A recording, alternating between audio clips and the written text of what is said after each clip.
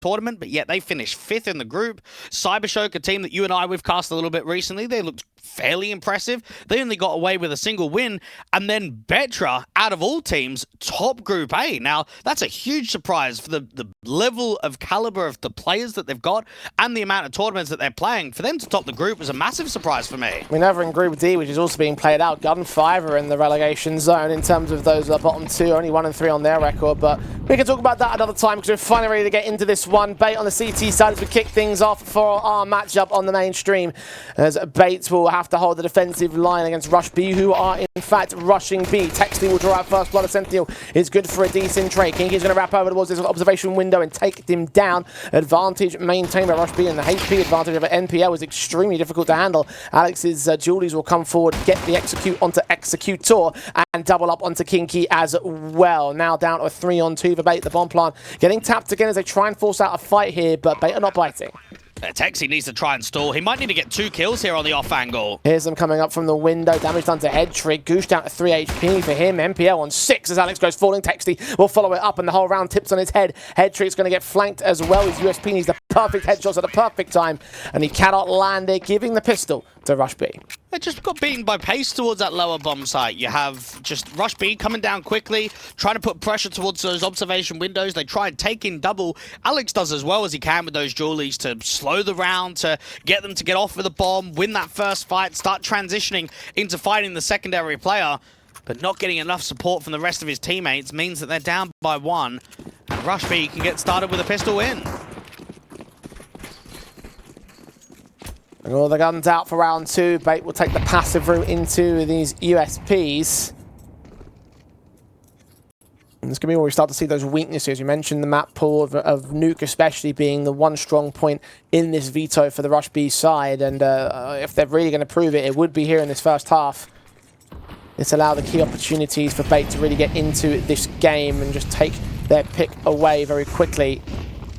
Starting in towards this upper bomb site. Should be an easy take with no real opportunities for a retake on the Bait camp. They push these pistols in to try to get some damage out of it, but there won't be much to sweep for in this round.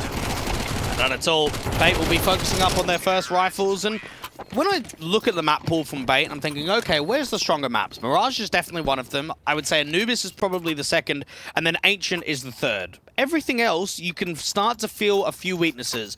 Yeah, even look at Nuke and you go, okay, doesn't get a huge amount of play rate. Why is that the case? Is it always just because it's getting banned in the second wave of the veto? Is it the teams that aren't too keen to pick into it? For Rush B, this is a perfect matchup where you can at least have your safety net of map number 1.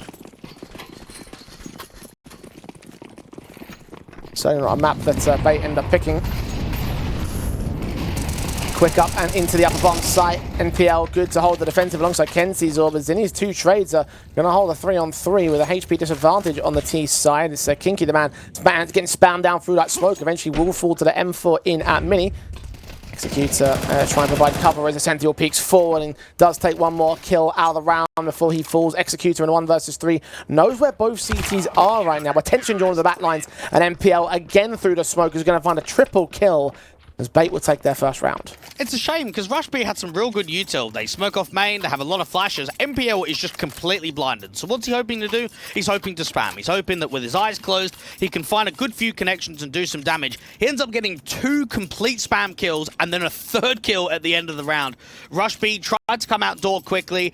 They end up trading the A-site players fairly well, but a bit of luck and a bit of spam connection for MPL warrants Bait winning their first round on the CT.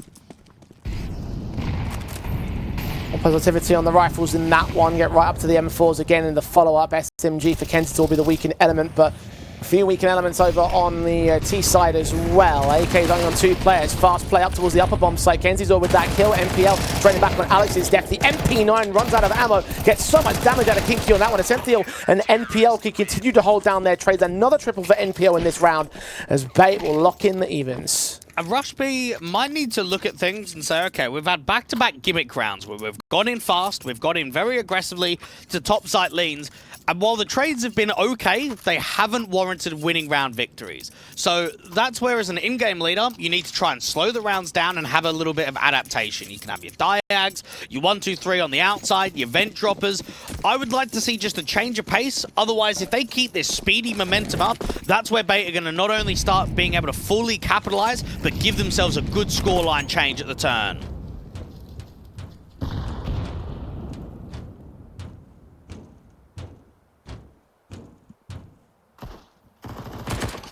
Well, one decent Zeus kill out of Executor, and Texty following up with the Deagle, actually going to turn something out of these pistols, but the push forward from the SMG gets another kill before Cairo takes it right back. A 3-on-2 right now for the Rush B side.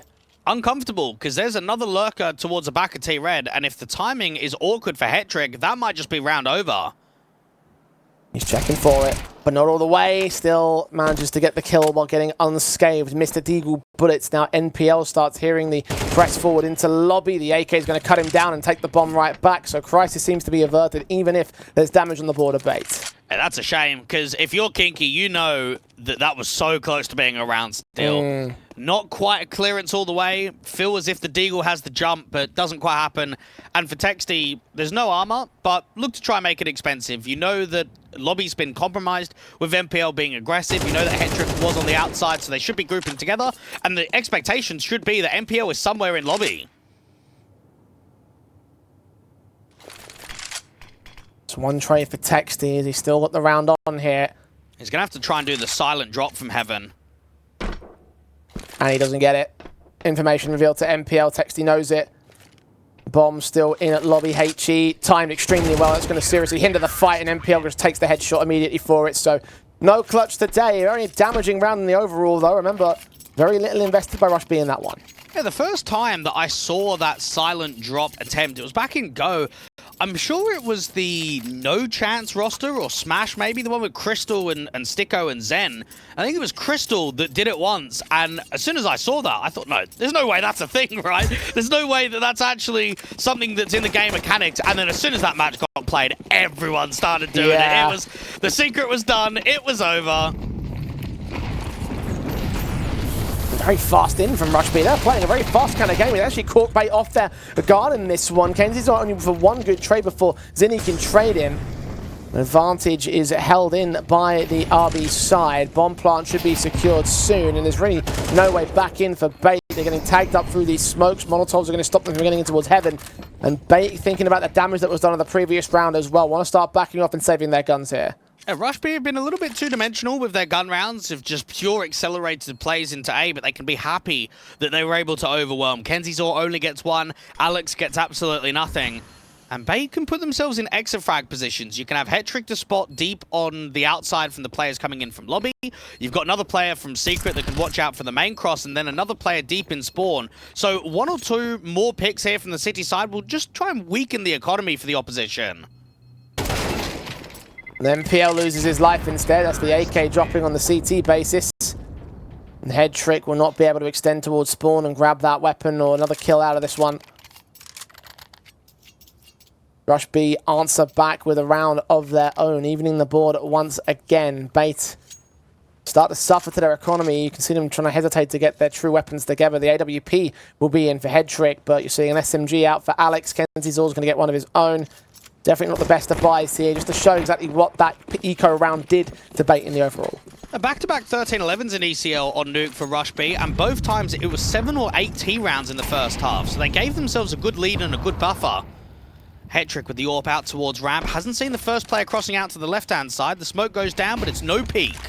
Flash directly to the face, forced to back away. A second one comes in against him. Can they close up the gap? They just get the headshot straight up from Texty's part. Advantage for RB, going down into that B bomb site as they upgrade their weapons, those of which have been downgraded overall. Alex going to sneak ahead of that smoke. Was he heard on the run out? He will get checked towards Toxic, but Executor, no, he wants his back to turn. Kill comes in. Second one goes down as well. Bomb's been dropped. Time has been stalled for. He will get traded as Kinky and Texty chime in together to get the man advantage back. A spanner thrown into the works, but it feels like it's been removed very quickly after the fact. That late lurk on the top site in from lobby has made that round very uncomfortable now for Bait. MPL can come in from double doors, Ascential from single. It's opened up, but nothing's presenting. The T's are incredibly passive on the pose plant. And that Molotov will stall from Deacon for a little bit longer. MPL's going to have to try and make a move. Texty actually going to get a little bit closer. We heard of those walkouts. Eventually the kill will come in for Ascential. He's opened back up that door. MPL now the charge out of the window here. Peek towards Kairo's Orbs, locked it. Ascential, open bomb plant scene. Flashbangs will keep him away. A second HE comes down towards the bomb site. They're just stalling the time here because they know the time is on their side. Ascential to back away. To hold on to the M4 as Rush B will take 4. But just beaten by U2 in that round. Hetrick tries to turn away from the first flash, gets completely blinded, and while he's trying to recover, he then gets hit by the second. So he does his best to try and drop off the railings, get down to lower, but he's too late to recover that entire round. Alex, I don't think could have had a better position. He gets himself out towards the old Toxic. He gets 2 kills close range with an MP9. He's trying to bring that round back. The problem is they lose the kill against the topside player on lobby and no one else is providing impact. Rush B for the first time in a gun round don't quite hit the topside, but they're still generating a lot of pace, aren't they? All of these rounds are so aggressive.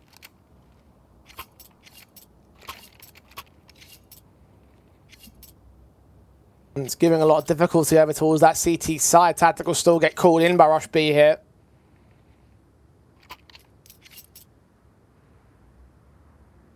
Orp, a couple of AKs, MAC-10 still to play with, which is more bonus weapons because they realise that there's not going to be much of an investment here from the CT side.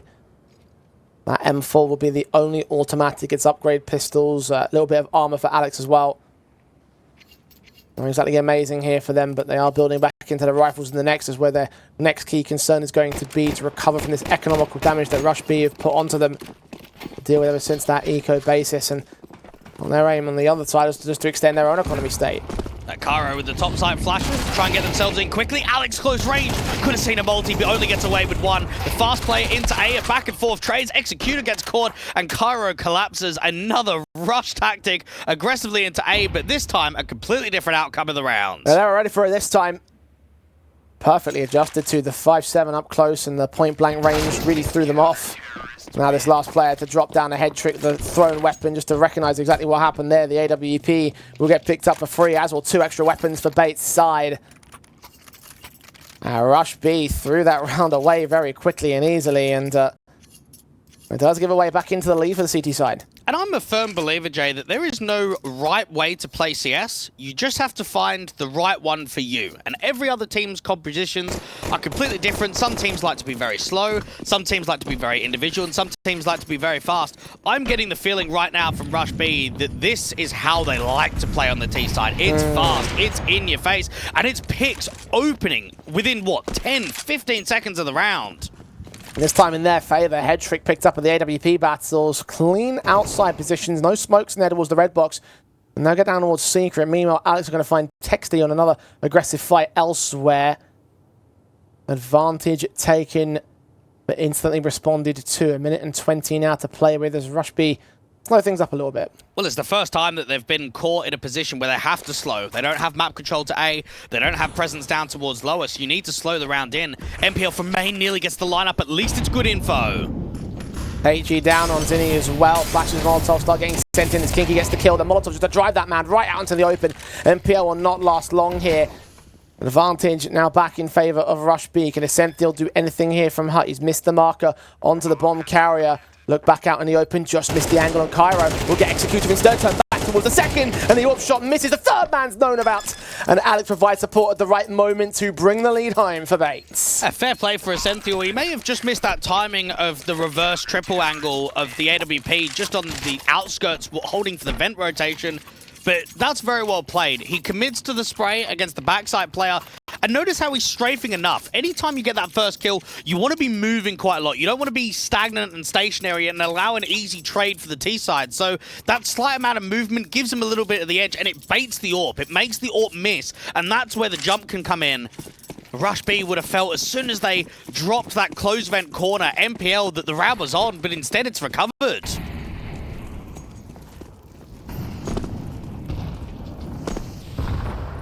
Now Rush B get to know what it's like to be lacking in funds. Only 1 AK for Texty, a couple of Galils, MAC-10 and Tech-9. AWP and AK, of course, for the bait side. Highlight there. Overall rifle by the AWP of Hedrick.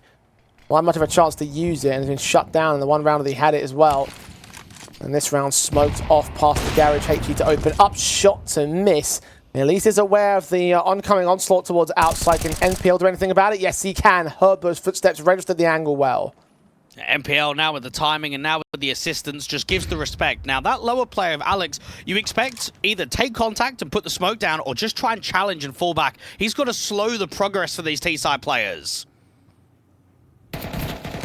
Swing forward, smoke comes out, and Alex is able to escape the ire of Kinky. Close as you can be without taking any more damage there to that smoke as they start to back off as a result of that defensive. 45 seconds for the hit to come through. But Executor has to be able to be on the money. He's got to get this entry out from door if they want any chance of splitting A and to make the round successful. Smoke on main for the T side as well. Hedrick's AWP lands a kill on Kinky. They're aware of that outside presence. More damage, more kills coming in for them. This upper site player really hasn't got much of a bit of breathing room to go as soon as this smoke starts to clear. Another one comes out towards the centralized areas. NPL dishing out his damage as Executor gets caught. Mollies and flashes sent in. NPL's going to burn to his demise, but he's got plenty more players around him. Hedrick lands on Cairo, takes a couple of kills out of the round, but a sent deal on Kenzie's all taking the next two trades right back, and Bait will lock in minimum 6. Now what I've noticed, Jay, is how uncomfortable Rush B look when these rounds get slower. Yeah. I'm looking at back-to-back rounds where they've had the right read of the molly out to the closed vent corner, but it's back-to-back rounds that they've used double mollies. Whether that be slight panic in communication, you never want to be mollying that twice. You want to at least be holding one to molly out the backside or molly out towards door, a slightly different position. And this looked as if it could have been 6 T rounds being gained, and instead it might only be 4 at the end.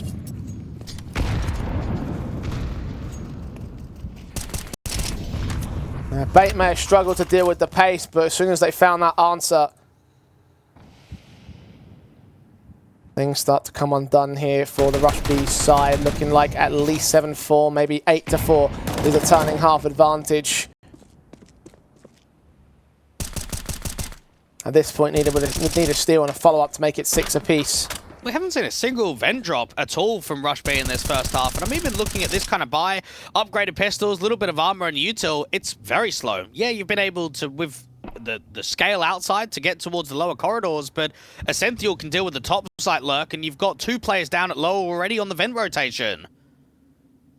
NPL close to peeking forward. Alex has seen him. HG down against. Very awkward spray from NPL. Alex is still here, however, at the bomb site itself. Finds a kill on towards Zinni. Aware of the damage he's done towards the other player. The Sentinel's going to come in with extra support. Kinky's down next up. Blind sprayers against Texty, going to continue to damage up the best they can. Executor's found the flank angle, but now he's been seen.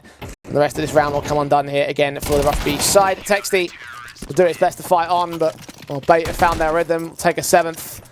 And now look to close the half with a 4-round advantage. Well, it's a positive side that you have a massive individual whiff and the round is still handled easily. No one is over-peaking, no one's getting uncomfortable down at those lower corridors. You've got Alex, who does great work to just stay alive, waste time, not give away an easy death.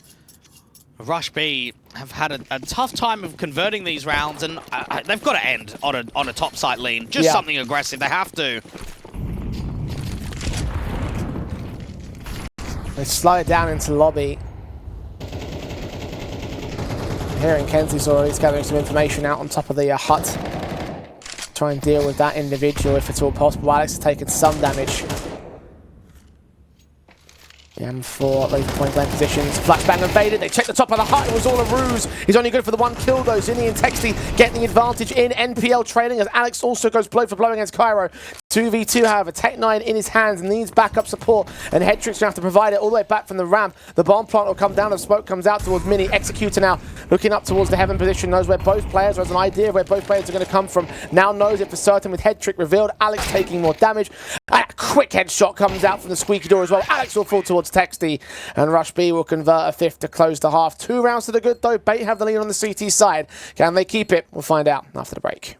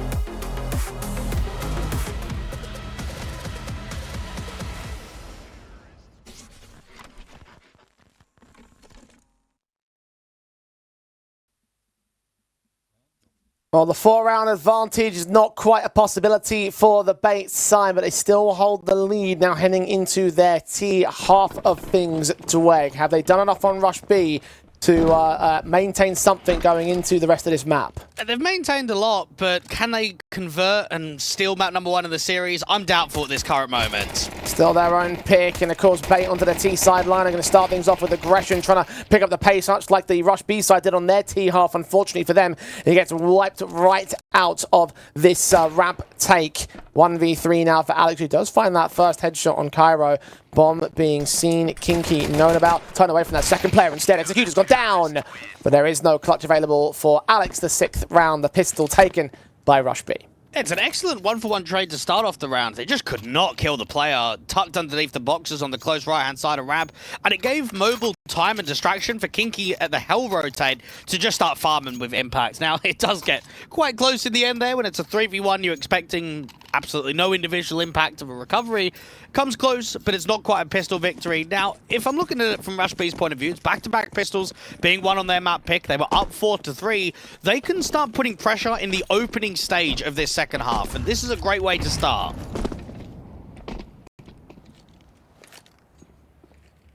And 2 for 2 in the pistols now for Rush B. Second round again is going to feature only the basics, so a couple of upgrade pistols on Kenzizor and Alex. That's the entire investment. They are not looking to force the issue here. Their primary objective will be to get the guns in the neck, see if they can take the damage out, and if they can find a steal, then, well, happy days.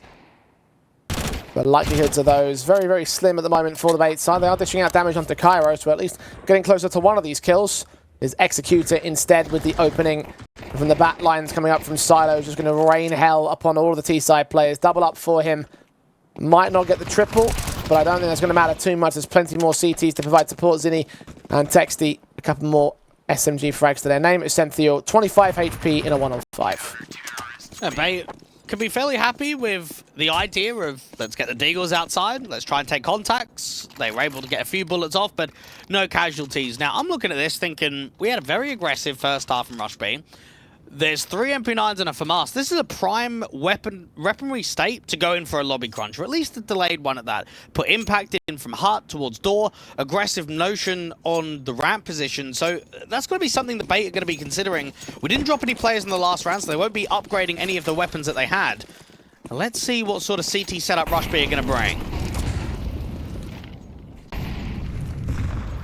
Big towards the outside, Kinky, HE's down against the first man of Kenzizor. Sees that second player popping out. It's MPL, the first of 4. Cairo with a follow-up onto Kenzizor as well. Advantage established, extended onto 2. No damage done until Cairo's next face out there past the Hell entrance. Bait are fighting from the back foot. Very dry round there from Bait. Have the AKs up in the first gun round, and rather than going for the diag or the 1-2-3 cross, they would have just taken heads-up fights, and they lose basically everything. First contact towards main is a failure, and then second contact against the Hell and Heaven rotation is also a failure. Yeah, you might be able to get down to the lower corridors with the bomb, but 3v5, even getting a bomb plant feels like a miracle. Actually looking for info. Oh, that's a bad incendiary. Good thing that Zinni's still there in the vents, but he's let one player go right past him. Head trick with the kill. Alex missing his mark on the second man. Bait still playing with a man down. There's only one player on that B bomb side at the moment, though. And no rotate anywhere. This is looking very recoverable now from Bait. I'm surprised we're not seeing more of an info play here from Rush B. You've just got to hope that you can go 1-for-1 at lower.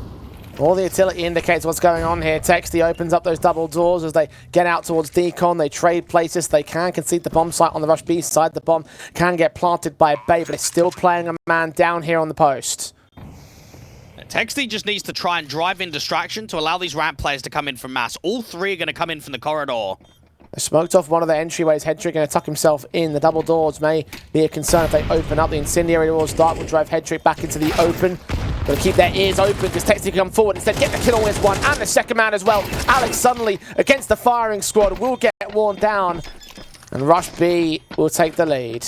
Great work from Texty. He's statistically the best player for Rush B in the last 3 months. He's the highest rated player on Nuke in that time window, and he's in a very uncomfortable round. He's not getting help from any of his teammates. There's some missed util to come from Zinni. So, okay, I need to stall for time. I need to try and find some individual impact, and he's come away with 3 kills with an MP9 at fairly long-range fights too.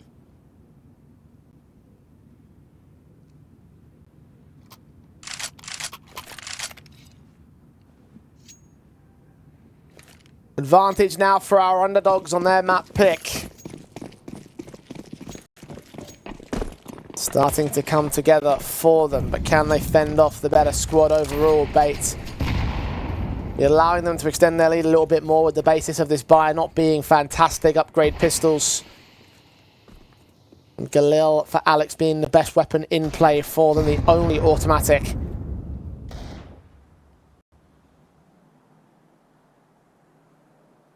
What more can you do if you are bait in these circumstances, but just wait for those rifles to come back, wait for another chance to challenge against these players, and then have to try and figure out a plan to deal with these AKs. There's 3 of them that have been recovered by Rush B. And this is still a workable round if you can scale correctly. They've got the idea of searching for a fight on the outside. Essential is just getting that scout to look over towards heaven, look out to garage. He's hoping for a couple of cheeky wall bangs, but he's got teammates around with him.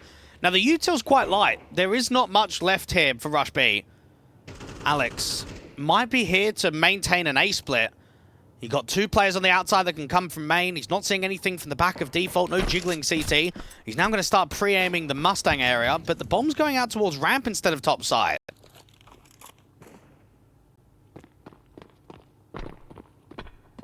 Time's ticking on bait. Making a fair amount of noise here towards that ramp entrance. MPL's timed this well enough. Heard footsteps down to the lower bomb site. It's all timing on Kinky though.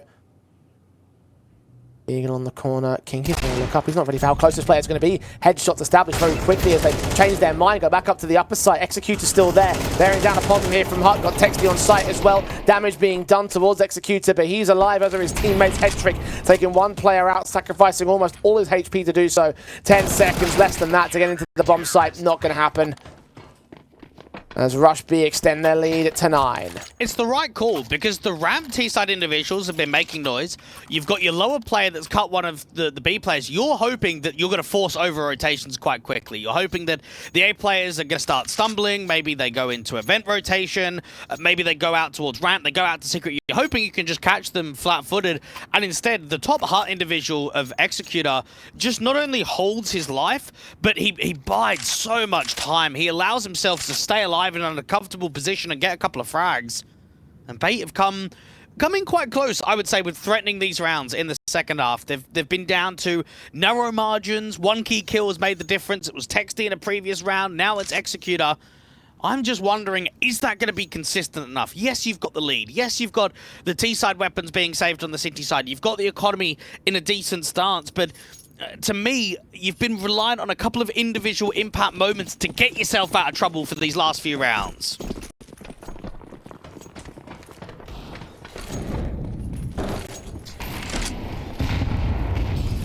Bait.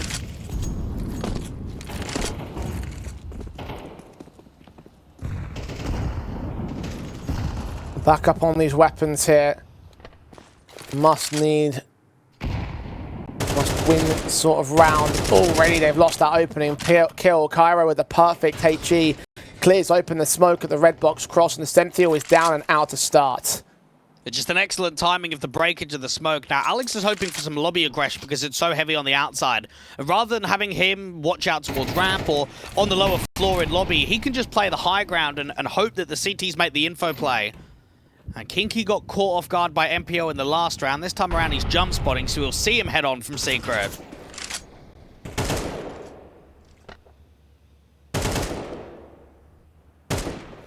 Zinni hoping for info through these smokes, missing all of the T-side presence as Headtrick does get spotted by 1 player in the locker rooms. And Alex the Lurk on top site doesn't even have any util, so he can't help facilitate an A-split other than just by a raw fight. Cairo's going to get the fight at point blank here if he gets his way. Headtrick is moving up.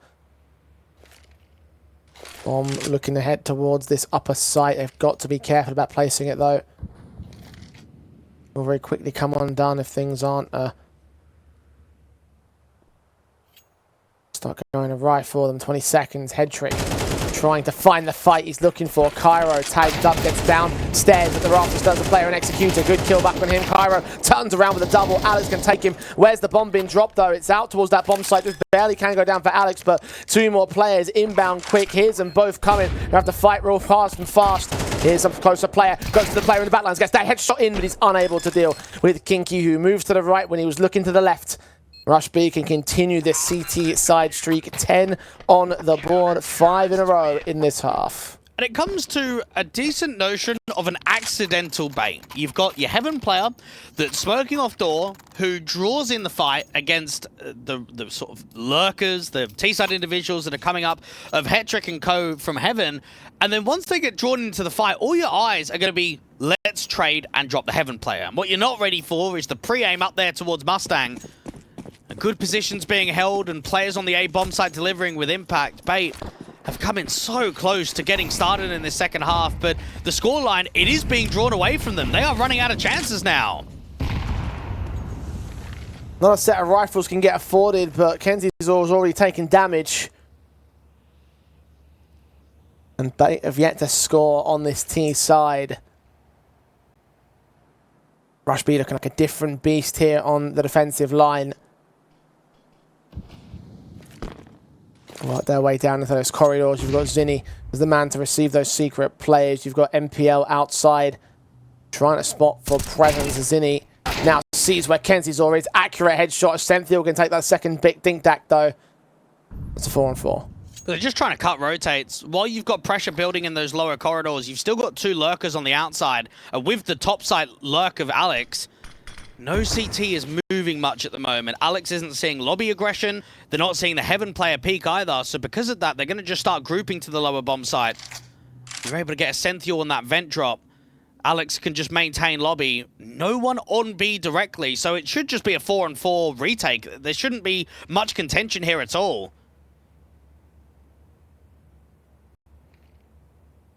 See how quickly they start to go for those rotates. The Molotovs from Alex going to force a smoke out from Kinky to reveal that he's there at the closed vent. Cairo gets downstairs, meanwhile hearing the taps of the AKs popping open windows. Molotov's down towards dark in the right-hand doorway. The AWP spots a player at decon and misses that shot.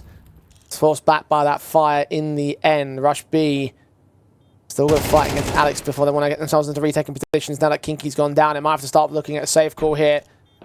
Still seeing that AWP leaning forward, but unable to get his contact, unable to see his men.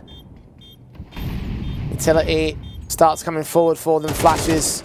Molotov smokes up, AK spray, dishing out his damage towards Texty. Executor can look at that as well, but they just wasted too much time here. Rush B couldn't find an opening.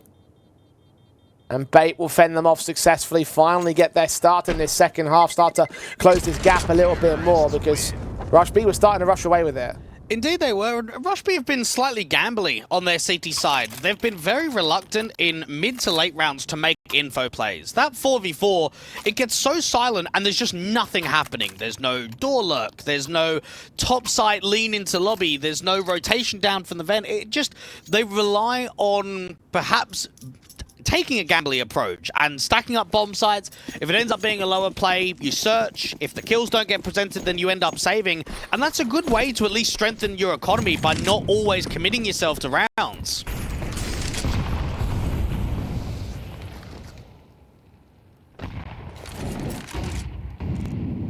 Well, Bait got a long way still to get back here, even if it does feel like it's only a couple of rounds. You see the trades that are coming in from Rush B, and not going to let them get away so easily with that opening. Alex falling first of the T side. Zinni, the man that was traded back. No further action from Bait, trying to reposition and regroup. And Cairo maintaining this AWP sightline from ramp for the entire round. Hasn't moved, hasn't used any util. Kenzie's always hoping that the door player will give him a little bit of an aggressive move. Bait have got the diag smokes going on the outside, but notice how no one is there. Everyone is still in lobby, so this is just a distraction.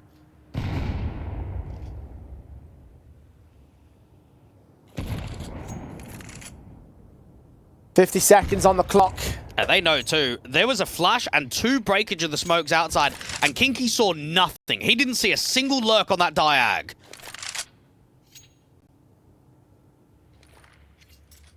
Later letting this slow down in the last few seconds of the round. The bomb on the back of Ascenthial. It looks like the upper site is the call. Molotovs and flashbangs start coming against them. Executor still holds in the rafters here to bear down upon them. The AWP Akaro good for one kill. MPL is going to close the gap against him. Texty good for only one pick out of that one. Head trick, similar story.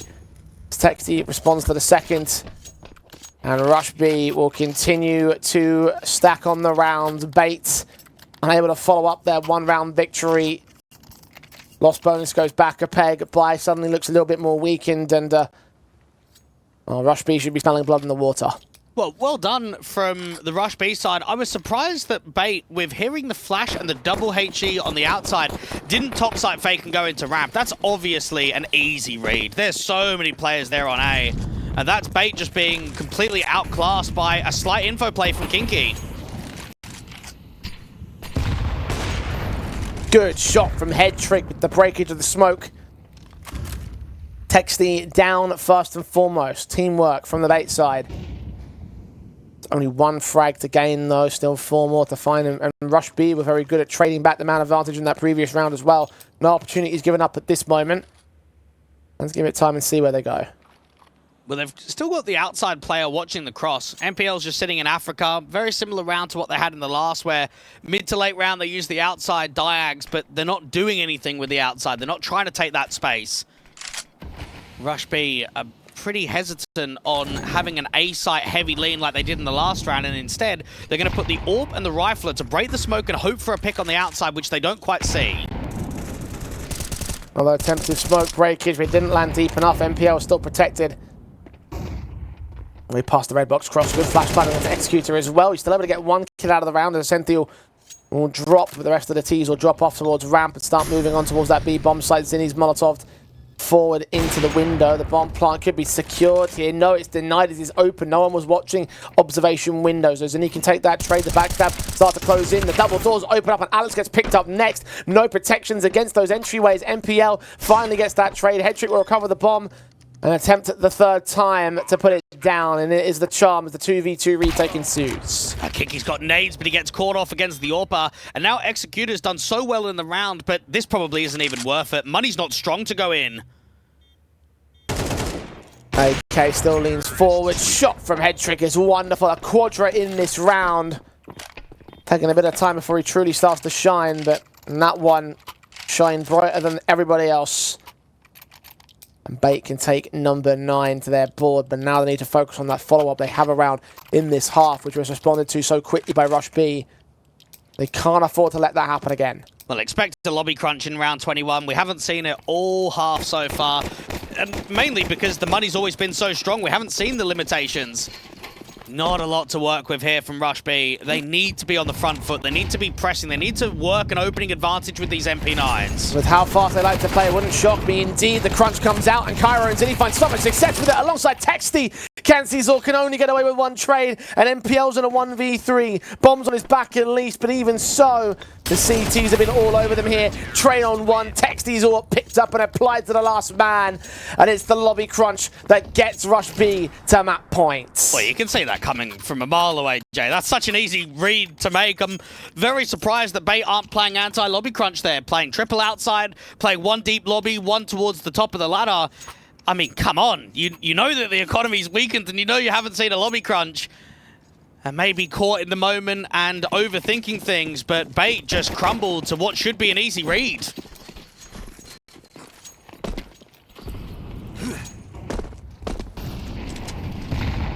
Broken investment for them. The Mac 10 start coming out again. Need 3 on the trot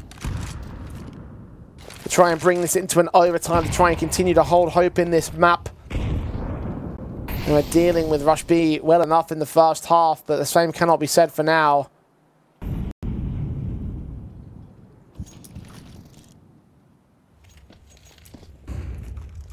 T's head their way downstairs. B site seems to be the target, but Texty is there to receive, and he's been doing extremely well on this map. 25 kills for him. Indeed he has. Staying alive and getting info, put that smoke down. He needs to try and stall and wait for rotations. Backs away, in towards the window. Here's MPL coming, turns his attention towards the mass T-side forces and gets nothing out of that defensive head trick. They have already overwhelmed the defensive line. You see the CT starting to back away from the site, regroup for a retake, but is there really any room to try and do so here? Well, the issue is, every single time there's been a lower play, Texty's got at least one. Now that he hasn't got anything, it's not worth it. Look yourself in for exit positions. Kinky might be able to try and see if he can stall around. If he can get a kill from the single door, then he can upgrade that MP9 into a rifle. Zinni's got one on the outside, but just look for exits. Don't commit for the retake. Kinky's going for an aggressive hunt of the exits and actually does find a Senthiel here. Any more out of this one? Yes, Kenzizor's gone down. This is a very expensive round, and it looks like they might actually start leaning in for a very last-second retake here. Got Executor and Co coming in from the back lines. MPL gets traded back. Headtricks, Mac 10, now towards the bomb site, but the diffuser still coming through from Executor. Cairo can land that shot, but there's not enough time on the board. The diffuse kit in the wrong position. Even Executor will go down there. Bait, however, losing all 5 players just to get that 10th round past the finish line. It's a lovely round, because you can feel that there isn't a high % chance that you can win that retake, but you just destroy the economy. There's going to be heavy Galils out for Bait in what could potentially be the very last round of Nuke, and that's not what you want. You want a pretty buy, don't you? You want maybe Hetrick to get on the big green, you want there to be as many AKs as possible, and instead, you've got 1 AK. And that's it. There's even limited util for the Galil players too.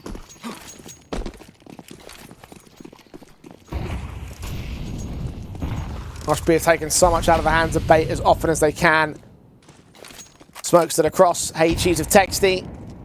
A little bit too shallow there to reveal anything. Kenty's already made his way down towards Secret. Might even be looking for an engagement. Up close and personal towards the CT side. Yep, Kinky runs right into him. Damage was done heavy towards Kenty's, but the advantage is in the hands of Bait. And Zinni can take one trade back. He gets out towards that event position. He also is low on HP though. Cairo is waiting for the jump out from one of the T-side individuals that normally try and bait the AWPer. What he doesn't know is how heavy it is on the outside. Zinni was down there at lower, got a kill, rotated up from the vent. So there's no lower player as of right now from Rush B. Bait are just running the clock. Alex has not seen anything aggressively get into lobby. You've got the bomb and a teammate just in secret, and Rush B are happy to slow the round down and just bait a slight mistake from Rush B. A little bit of an over-rotation somewhere. In the end, Bait have got to be the aggressors here. On the T side, leaning into the lower bomb site. Texty is joined by Cairo towards the double doors. Headtrick closes them. No opening for Texty to try and strike back either, but hidden in the corner again. He's been so deadly in this bomb site defense. Can he do it again? Alex to cut rotations. Texty might be able to get one. He's not going to get much assistance from Cairo. AWP will try spot. Shots on for Senthiel. He starts things off and Texty can follow it up. Man advantage negated somewhat by Headtrick in the upper bomb site. Held by Alex. He gets that kill in. Bomb tap once. 2v2. Here's where Texty's coming in from, but now Deacon's a concern here. Executor. He's being challenged, but the backlines of the kills coming for both players at the exact same time. Rush B can hold on to 13 and take map 1 of Nuke. Their map pick in his best of 3. It's an impressive showing coming out of Rush B. Yeah, we might have the caveats that Nuke is a weakened map for the opposition and one of the best for Rush B. This is still beating one of the very best teams that we have in Tier 2. Negative record, only 2 out of the last 6 maps have been won on this Mirage for them, and not really against high caliber opposition either. So I start to wonder whether those underperformances are really underperformances on the day, or whether it was just a case that they weren't comfortable playing that Nuke. It's a good point. I look at Rush B's last official against Spirit Academy that went down last week. There was a really good first half performance there where they went up 7-5 and they just struggled to close out. So if you can use that as a bit of a par, I'm sure Rush B and Kinky and the boys are looking at it and saying, right, let's try and press for 7 or 8 rounds in the first half and let's see if we can threaten. Let's see if we can make it uncomfortable for Bait. They're on the CT side start of things. Bates will look towards this mid control, which is completely undefended by Rush B. Mostly emphasis towards the B bomb site defensive directly. Executor in the back lines can't seem to hit that opening kill. He's getting some tags off on MPL, and Headtrick as well will take some damage, but the first kill comes in for Kinky on the other side of the bomb site. Double up for him as well against Kenzi's. Executor gets his frag on Headtrick as well. Kinky starts running out of ammo. Executor gets another kill out of this one. NPL's down with a 1 versus 4, and this one has actually fallen apart for the Bates side. Rush B picked the right bomb site to pick into and stack into to defend themselves well against this pistol win. 3 for 3 in pistols, that's something that we need to start considering of how much importance it brings throughout the best of three. If we end up going towards 3 maps, what was gained because of the early half success? Now, for Bait, you're running into a B stack, which is uncomfortable. It's always going to be difficult to trade out those players. Glocks at long range will not have the advantage in the fights, and it's Kinky that was creating a lot of movement, getting out in uncomfortable off angles, targeting those short players, ends up with 2, and without Bait getting the bomb down, they say, look, let's just treat the second round, light eco, let's try and get the rifles in quickly. Rush B's main objective is winning the first rifle round and potentially going 3-0, 4-0 up. And these pistols for Rush B have gone quite far in terms of getting their early half starts here. Of course, the second round was converted well on the T side of Nuke, and then the 5-round streak to start things off on CT side and set themselves up for that overall win. Again, Bait taking the exact same strategy as that last map in the conversions, not buying too heavy. 1 upgrade pistol for Head Trick and Head Trick alone. Then actually MPL actually has Deal as well. A little bit of investment, but again, nothing major that should lead towards the round success. Executor going to make certain of that alongside Texty on the SMG. A couple of kills out for that MP9. A little bit of cash to gain $1,800 of kill bonus, in fact, for Rush B. And Bait rushing to the gun rounds. It's a tidy setup there on B. Now, normally you have your B anchor just jump spotting Van, but when you're going up against a light into eco, you don't have to have your short player pressing towards mid. So you have MPL, or at least your window player, I should say, just spotting out there towards the top mid boxes, making sure they can't come short. A incendiary being held, and then just a tuck setup. There's just Bait completely collapsing and finding absolutely no success down there on B. Now, this first gun round will feature an AWP. Cairo didn't have a huge amount of impact, but we did see some key rounds from him in the second half on that city side of Nuke. Alex that starts things off against Texty, though. Straight shot down was the only B-side defender. He's waiting for Cairo and Executor to get here as well. Executor takes the challenge out from the short for control directly. Alex able to win a secondary fight and look for the tertiary kill as well. Cairo's AWP backed up in towards the market windows. He's ready for the downstairs position. Essenti was ready for Kinky. In from Palace, that walk comes forward and the CT goes falling. A 5-on-2. No trades found by RB in this round. And Cairo, well, his survival comes down to timing and timing alone. Well, you can just look at this round and say, unfortunately for Rush B, they couldn't hit their shots. That's a very easy double entry from Alex. Your first contact out from Van, your second one against the short play, you're just not being traded. Anytime a B lurk can do as much damage as he can, you know that round's going to be over quickly. Oh, that's a shame. Why has Alex even turned there, man? That's crazy. He's got 2 picks on B and he's actually turned to check market. It's had that inkling, you know, sometimes you feel like you're being watched.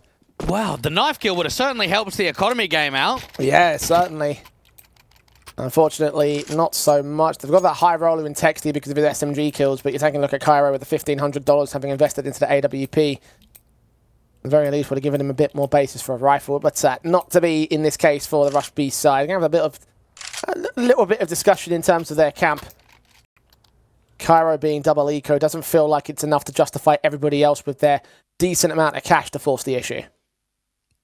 Yeah, Bait, we'll just kind of look at the series on, let's show that we can dominate like we've done in the ECL matches. Now, while there's been a lot of best of threes that have been pressed towards 3 maps, Jay, it's oftentimes the map picks that have been one-sided slams. I'm looking at that Spirit Academy series. They picked into Anubis. It was 13-6. Against Zero Tenacity, they picked into Mirage. It was 13-8. Against Iberian Soul, they picked into Mirage. It was 13-6. The times that it got a little bit touch and go was the opposition map pick or that final map decider. So this is where MPL and the boys over at Bait can say, hey, look, we're a top tier 2 team. We should be able to outclass them completely. We've already shown first gun round that we're out shooting them. That's confidence building. Just not get threatened a huge amount, because if we are going to go on the conversation that it's been quite rough from Bait, they have not made a playoffs in ECL since all the way back in season 45, where even that was only a top 12.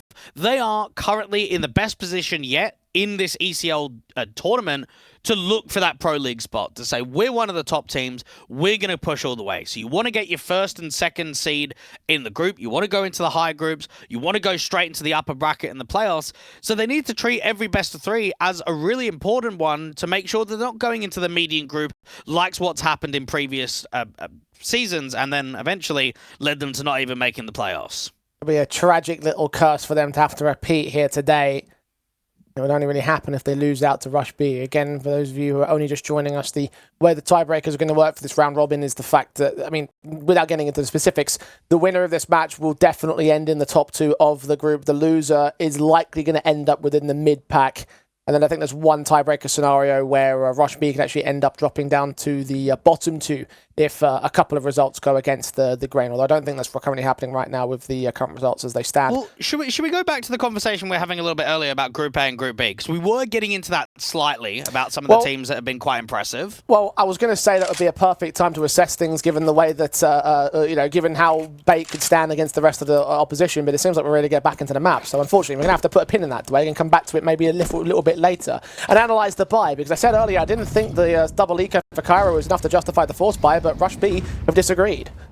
Now, Hedrick's waiting for the first cross on an aggressive challenge towards A ramp. Now, while Kinky's here with the MP9, there's no challenge. Instead, it's quite a passive line of engagement across the board. You've got the mid player of Zinni just spamming with that M4 through the window smoke. Another short player starting to get quite aggressive of Executor. He's hoping in ladder that he can catch a good timing, maybe catch a boost up, catch a little bit of a straggler for an opening kill. Zinni leaning forward of the smoking con. They get flashbanged off by Alex. Keep him away for the time being as the timer continues to tick away. MPL down lower. It's got Zinni to contend with. So wary about where the CTs could push in from at this moment. But they're taking their sweet time. They're doing a lot of searching. They're trying to make sure that they're not running into any kind of stack. And they know that there's an M4 in con. Kenzie Saw's just pre-aiming to see if there's going to be any aggressive challenges before that smoke comes in. And getting closer to 40 seconds, it will be an A split, and at least the gamble is here correctly. The problem is the M4s can't really help the A defenders. Good counter mode there from Texty to deny any real opportunities to make their way in towards short. Now A may have to be the most likely target, and the only target realistically for the Bait side. Zinni getting that opening kill on defense. MPL trades him back. Hedrick's going to get caught by Kinky. Kairo's 5-7 from range. Can't hit the side of a barn door. And Alex will take him back to the man advantage for Bait. And the bomb plant denied by Executor, who comes up from mid. Utilizes that HP advantage with the headshot down in 15 seconds. They're panicking here. They're going to get caught on the cross. Damage done to Ascentia. Will he also fall to the danger? No. Gets back towards the default plant position and will plant a little bit safer as a result. NPL hears them coming, but the bomb plant is locked in. Smokes down against NPL. Will run right into the trap set by Texty, who catches him with utility in hand. It's all a Sentinel now. Damaged up, repositioning back here at Sandwich and waiting for Rush B to make their way around the corner. As soon as he gets first contact, you expect a 1-for-1 swing. The CTs are coming out on the bomb side already. Head still turned up, and now he looks down lower. Sees the first and the second, and just comes up with a spray for the 3K. And Bates will even the board. Well, that's going to be a tilting round from Rush B because they're set up perfectly. You've got the M4 doing a lot of damage on that first challenge out in jungle towards Connector. Let's be honest, Jay, that 5-7 should be getting at least one. We should be looking at a first kill and damage onto the second, and it's a complete whiff. It's a complete failed tap. There's hardly anything being generated. You get a bit lucky with that spam towards a bomb carrier. You force it into a 2v1, and you're still losing out. That's two key moments in the round that's being fumbled apart, and that will test the mental and the tilt factor.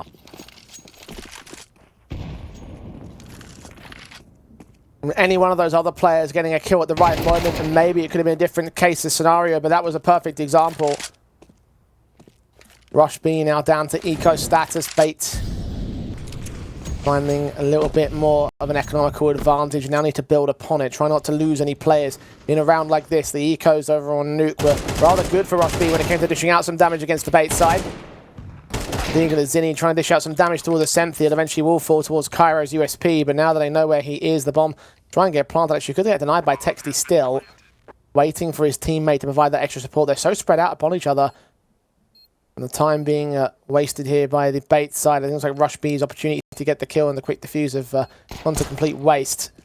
Especially as Headtrick takes Texty down, and Cairo, 1-on-4, will not last long at all. Now, this is going to be a good opportunity for you and IJ just to get familiar with players on Rush B, maybe familiar in the ECL circuit. I know they've been here for a few seasons, but they don't have that repertoire that other teams in this group do. We know Zero Tenacity, we know Spirit Academy, we know Bait at those middle pack towards higher end positions in Tier 2. Take Texty as an example, had a great performance out on Nuke, had a lot of great defenses down there in lower. He's not a star player, he's an anchor player. He's playing jump spot B apps on the CT side of Mirage. So if we're looking at Impact, we're probably not looking at him on this map. We're looking at the con player, and we're looking at the AWPer of Cairo to say, okay, Texty's not going to be as activated, someone else needs to be. This is where we need other players on the roster to start strengthening. Question is, who's that man going to be? Executor might be top fragger, but Texty's still only one behind him. Cairo, you mentioned him earlier, only 1 kill so far in this map up, unable to get the AWP up around 6 either. Damage done very well onto NPL and Ascenthiel early into that underpass area. Ascenthiel's going to land that first kill onto Zinni, so no impact out of him in this one. Could see Cairo lunge forward and try get that pick from beyond the smoke as NPL starts creeping into the back lines here. Only a matter of moments before one of these challenges start coming forward to success, but it seems like A is going to be the target. This position at spawn is so powerful for NPL, and really, Kinky's about to be a goner. Indeed he is, and the round's going to be over quickly.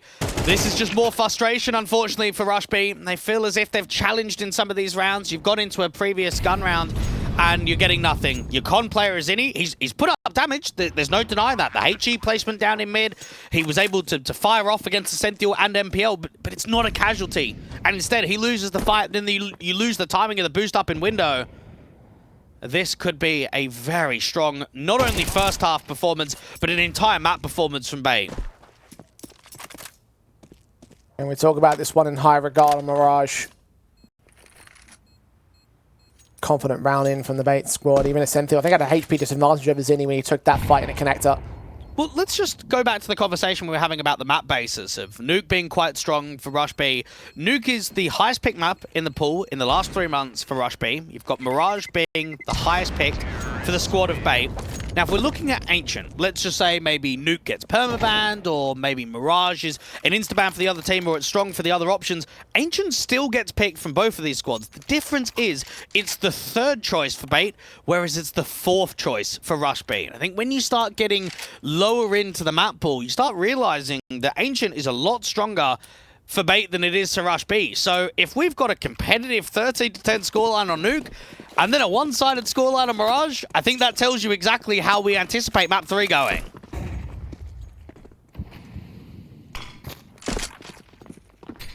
Yeah, Bait currently looking like the better squad overall here in this second map and the series by extension, if they can just continue to maintain this confidence. We know that we walk into map 3 with the same look on our faces, and we predicted a 2-1 towards their favour. Damage done early to Headtrick and Alex. Didn't affect Bait too much in the opening frags of the last round. Bait will wrap their way over towards ramp and look towards an A-site set piece or default. No real aggressive fights from Rush B will be seen here. It's actually a walk contact instead for the AWP. I think he's not going to get caught on timing here, though. No, he won't, but Famas out from default is going to have a wake-up call. Players are coming in quickly, and he's a little bit too late to react. He gets absolutely nothing, and the bomb site just gets cracked open again. Now, stylistically, I feel that Rush B are just giving way too much respect. They're playing back. They're not challenging for map space. We're not seeing info plays into A-ramp. We're not seeing lurks into Palace. We're not seeing them fight heavy mid. They are just giving complete freedom to the defaults from Bait, and to me, that's not how you beat a squad that's got as much depth and as much talent on this map as they do. Agreed. Confidence continues to go well for Bait, even in that last round, having another A-site defensive with a very awkward crosshair placement for the central site defender himself. I think the problem is you just can't get yourself set up when you don't have the read, do you? At least if you were making a bit more info plays, you might have 3 on A, and then maybe Kinky, 40 seconds on the clock, thinks, okay, I'm going to put an incendiary down. I'm going to block. I know it's going to be A. When you're reliant on individuals kind of making magic happen, trying to work picks, you end up getting caught flat-footed where you're just using no util at all. Those A-ramp players just walked out with nothing against them. Oh, Executor lucky to be alive there in that post-round.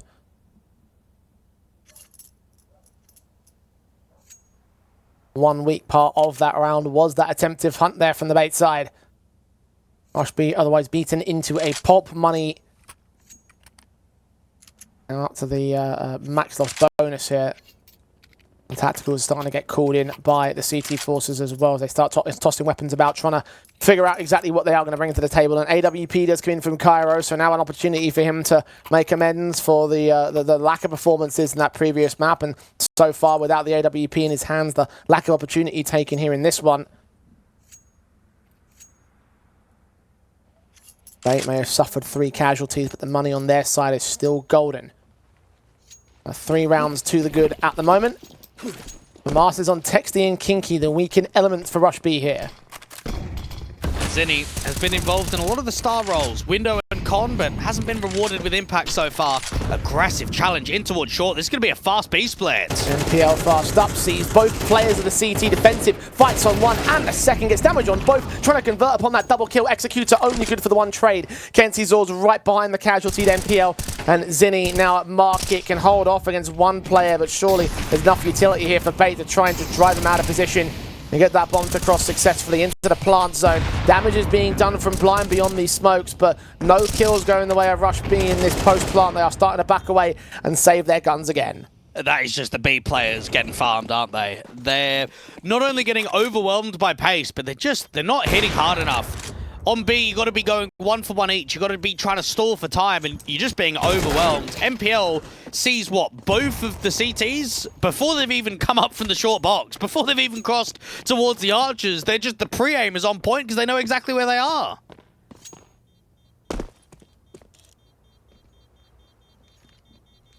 Number 6 on the board, a Bait without much of a challenge at all for RB.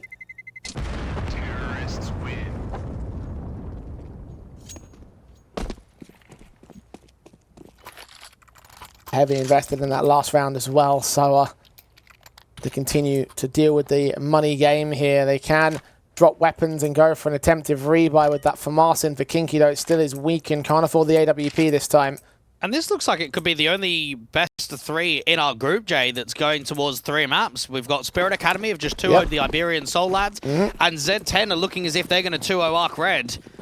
Right here, Rush B will be looking at how all the tiebreakers are and saying, boys, we need to be delivering more. We've got to show more than what we're doing right now. Senthiel, 2 great frags in from mid, charging up over at the catwalk and finding a triple against Cairo as well.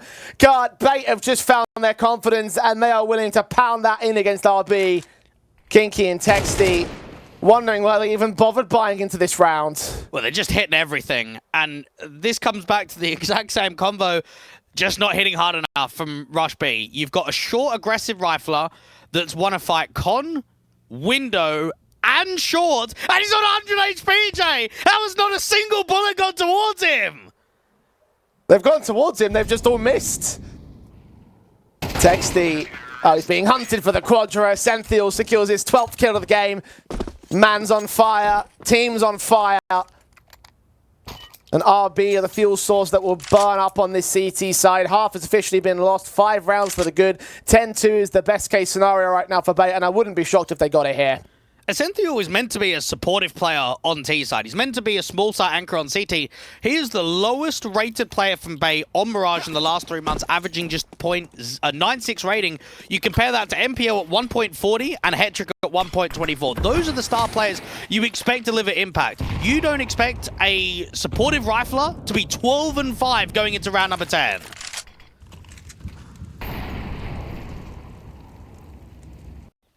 Rush B trying to set Executor up in towards the ladder and flashed off perfectly. Kenzie Zor and Alex well drilled on that face.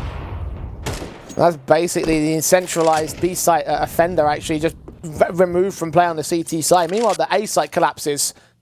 Senthiel finds those players coming in from Palace and backups as well.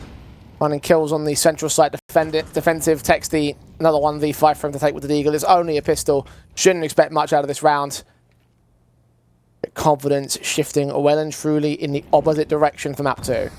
It's just the lack of chances that's hurt me the most. If Rush B were getting farmed on the scoreline, but there were some 2v2s and maybe they just lost a bit of comfortability in some of the late rounds. They just got outclassed. You could say, okay, fair play. We've still got map 3 to recover, but this has not even been a challenge. Texty, unfortunately, not even getting a single Deagle kill. Not that it would have made a huge amount of a difference to the round, but it's moments like that, Jay, that probably give you a bigger example of just moments in this map to say why it's 8-2, to say why it's been such an outclassing affair. If you're literally right up inside your opponent's space and you still can't get the kill, it's like, It's not the only moment that's been like that. I don't think it's going to be the last. Rush B Had to receive the set piece in from Bait. Kenty's all the walk contact in towards ramp, but they are heavy-handed on this A setup. Smoke start coming in. They want to try and end this round extremely quickly. Connected Jungle Stairs and CT have all been blocked. He's going to try and make his way ahead of the Connected Jungle Smoke. Gets that kill train on towards Kenty's Or. As Palace is cleared open for the 4. CT's nowhere near retaking the bomb site at the moment. Not expecting them to be in that position either. Bomb plant should get secured. Incendiary from Texty doesn't land towards the plant position, so they'll get it down successfully. Zini playing anti-flash, and the util's not quite coming in. The T's are happy to slow play this. They were looking for a flash peek in towards the site. At least that's what the setup looked like, but the flash never came. Flash, M4 rather, in from Executor, doesn't get the kill. Texty fell for the head trick. Zini can take one trade. Low HP in towards the back of the firebox, and they're getting a lot of HP damage on the Bait side. They're just not quite finishing off the job. They're not quite getting those kills finally. Zini not ready for the player over at the danger box. Xanthio will just keep him at bay. The Orb of Cairo can get head trick on the way out of the round, but now MPL will take more players out of the picture. As a lot like Zini's going to make his way away with the exit frag coming in from Xanthio. Low HP as well, close to the bomb blast. He's actually going to go up with it. So yes, it's 4 players falling on Bait, but look at the money, it doesn't matter. And it's moments of best of threes like this, Jay, that tell you how much losing Nota has hurt the team. Yeah. Now, you've got Zini, who's basically tried to replace the star player of Nota. He played on New Balls, played on Backs, played on a squad called YNT. He's 21 years old, and he's coming in to replace one of the hottest prospects that we've got in Tier 2. A player that went over to Amcal and now is on Paravision, who are farming at the top end of Tier 2. Now, they're having a tough time. Double, underpass aggressive, and Kenty's Or is just flying out mid. Not too uncharacteristic with how Bait have been playing this map. At least Zini can punish him for that aggression, unchallenged up in mid until that point. Underpass players coming in as well to try to block them, but they're going to make their way ahead of the CT spot to protect them from that flank. Texty on site, gets a decent double, finally showing a little bit of life, a little bit more of that prowess that we saw from map 1.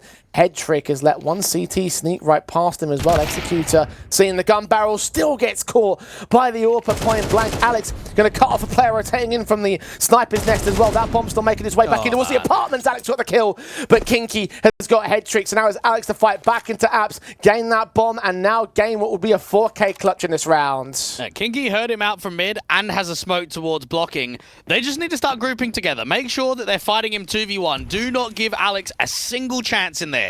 There goes the smoke. How does Alex want to respond towards it? Made a footstep there towards top.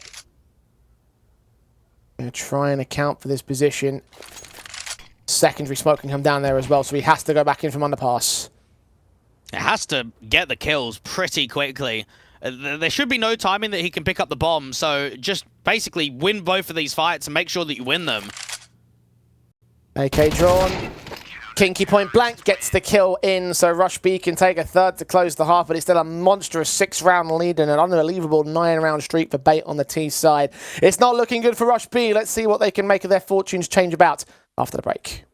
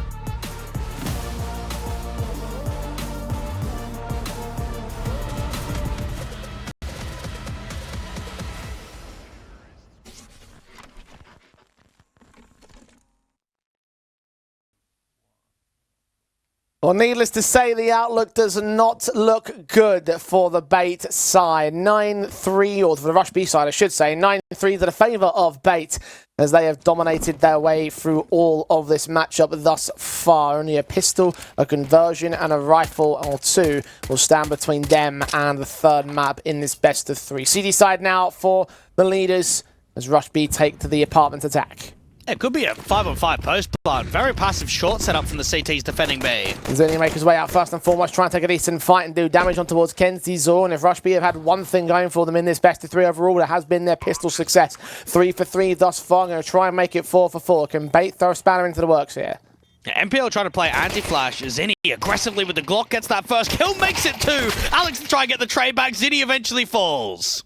Traded by Semthiel, but Kenzie's all still low here. Moving in from short position as they try and hunt him down. Texty with the kill. Kinky doing some more damage. Alex taking a little bit down as Semthiel moves on towards that position. Those are executed over towards that bench, but he gets executed instead. And Cairo will close against Alex. So it will indeed be 4 pistols on the trot for Rush B. Very rare do you win 4 for 4 in pistols when it comes to the first 2 maps of the series and not win the series 2-0. That's going to be in the back of their minds of saying, we can't just throw away this advantage. You know the scoreline is still completely off, but you need to start capitalizing and at least showing a competitive edge. I think that will help the Ancient performance, won't it? If you can at least get up to, what, 8-9 rounds on Mirage, if you can show us something, if you can give us a bit of determination in this second half. It's like you said earlier, if you can get away with double digits on your opponent's map pick and blow out on your own map pick, then suddenly map 3 makes you, it very clearly shows exactly who's been in control of this series overall. And Bait may give them the way in to work back some of this deficit, a force buy into the second round of the half, which is complete contrary to what they've been doing so far today. And it's a complete A gamble. So this comes down to, if it's a B split or it's any kind of B exec, you just save your weapons and you treat it as a bit of a bonus round going into the next. And they've got a single spotter of Kenzie Saw who's got 1 smoke, so might be able to try and delay for time. But I'm looking at the bomb going into apps, I'm looking at con control and players going up towards short, and the indication is this is going to be a B split. Good smoke there from the solo B defender, Kenzie Saw, to block them away from that short access, so the split not going to come in quite as quickly as they'd like it to. Unfortunately for him, he's the only defender here still. They've not rotated anybody out there. There's no information that indicates the execution is going to come through from Rush B until that utility is thrown. At which point, it might be too late for the 5-7. Kenzie Zor needs to get 2 before bodies even start thinking about, let's start getting in retaking positions. Let's start sending bodies out to B. Kenzie Zor doesn't get anything, so hold on to your weapons and save it into the next rounds. See if they can get away with this exit on short. Nope, Cairo gets on NPL. Actually, Hedrick does get that trade, but only 3 will remain in play for Bait. Rush B will have the bomb site secure, will have the bomb plant, and will have themselves a 5th round. So for Bait, these 2 players that fell will not be investing. These 3 weapons that save will stay in. So with bonus weapons, will otherwise be a straight eco round. And Rush B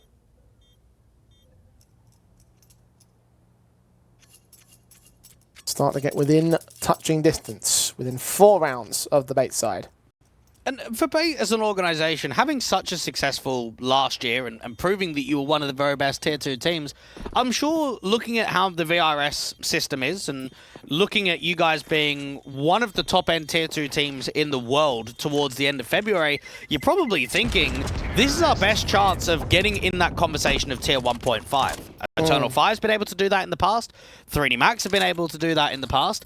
And Saw at moments have been able to do that. But it's not consistent. There aren't enough Tier 2 teams that can entertain that conversation and say that we're able to do it frequently. So I'm kind of looking at where they are, and I'm thinking about the LAN, maybe disappointments, the RMRs in the past, the lack of qualifications to the major.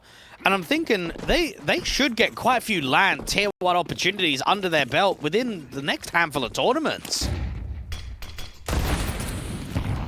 Especially if they continue on the upward trend that they're on. It's been a wonderful month for this side. And really started it all off when they started attending LANs in the tail end of last year. It's carrying it forward in the online environment here this week.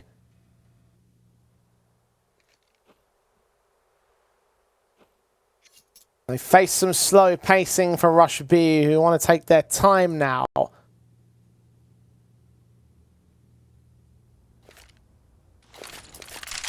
Minute 2 the clock here as the smoke start coming in towards the mid position.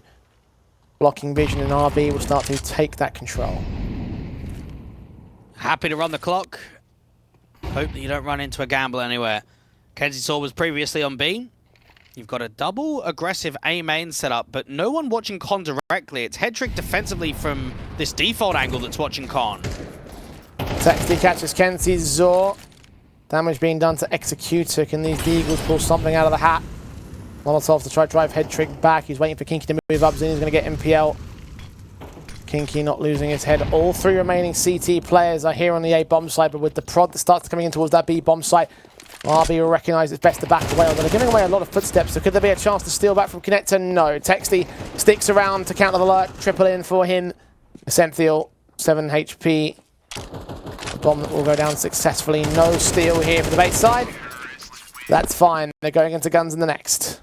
And I'm even looking at the ranking point of view of 22nd J, and I'm looking at the teams that are ranked underneath them. And there's quite a lot of tier 1 squads. I'd say Complexity is one of them. I know that they've been shaky in form this year. I'd say Imperial, Vinny and the boys over there. They're another tier 1 squad. FlyQuest, BetBoom. And then you start getting into some of the tier 2 names. So you just start thinking that ECL runs, getting into stage 2, getting into playoffs, might even be able to push them higher than 22. Try and get them in the top 20 over the next couple of weeks. Like we said, with the tear that they've been on, the sightline should be to win this tournament.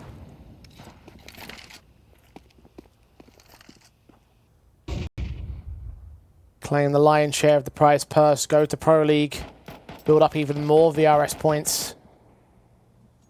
Like that long-term future as well as the short-term success.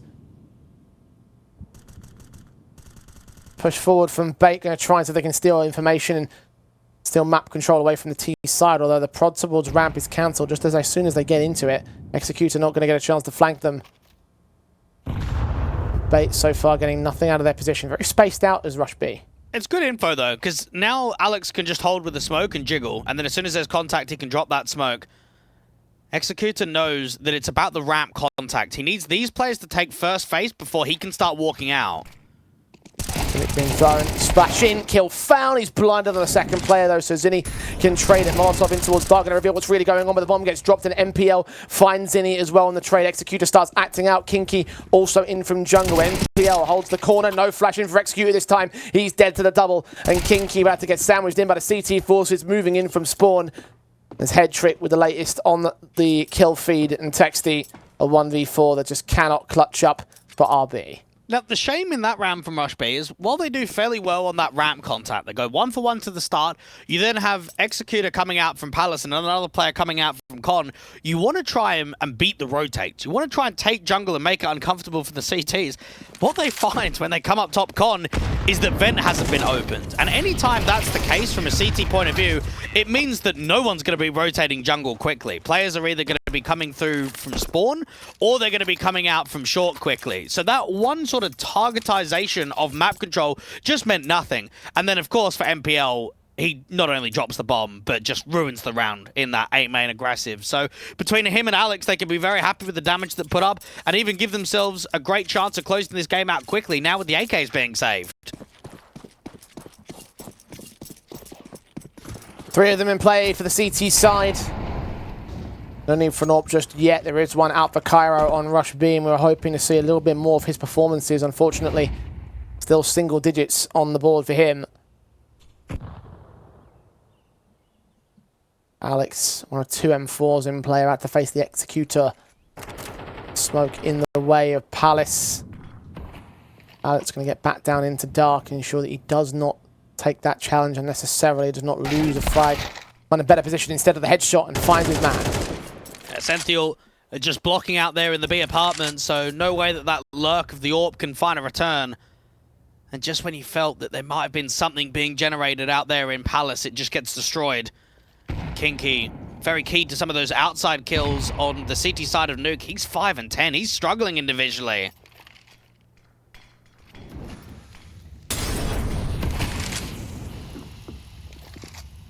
NPL hearing players trying to make their way up into the sniper's nest as they're ready for Texty. I heard that player also coming in towards the sniper's nest. NPL. All timing from here. Texty right inside of that smoke. Little under 40 seconds for the execution to come forward from RB and making flashbangs come over towards this apartment's play. Texty gets his kill. Kinky gets to follow up with Senthiel. Gets a frag back on short. Needs that double up. Doesn't quite land at the backstab from Hedrick's a little bit too late, especially as Alex gets taken down towards Market. And it's now all on to Hedrick in a 1 versus 3. Cairo not revealed yet. Will be revealed now as Hedrick capitalizes upon that first frag. The HE sent towards Zinni will dish out some damage. The Hedrick without a kit. Without any further entry utility, I think they know that they're out of this round. At what point do we start getting concerned, though? This was 9-2, and we're still playing. When you've got 9-2 score, you're expecting 13-3, 13-4, job done, see you later. And we are still playing on with only one more round being gained from that point onwards. We might look at some of the confidence and some of the overall stylistic approaches from the CT side. I'm still looking at the board and I'm thinking Rush B are surviving and probably putting a bit of threat down against the favourites now. You have to remember as well that the number of rounds that came from the pistol and the conversions here, Rush B are definitely bolstered.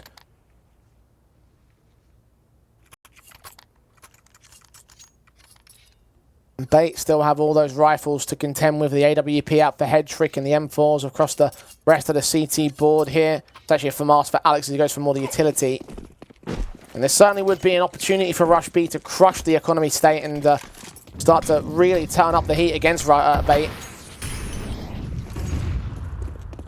Mac 10 in on Texty though. It's not like they've got the perfect buy themselves and he's going to take that SMG straight up into the apartments. Look down range against the Senthiel.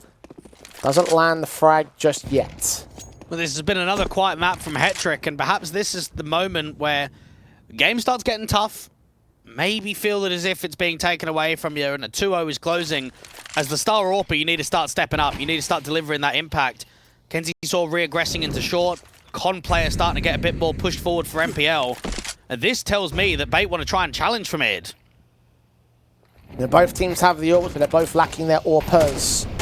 Smoke blocked. Kenzie's AWP finds the first onto Cairo, so the AWP with the T side that falls first and foremost, and Hedrick able to find Texty as well as he makes his way forward of that sniper's nest. Kenzie's AWP with a double up onto Kinky, traded back by Zinni, and NPL knows where this last player is.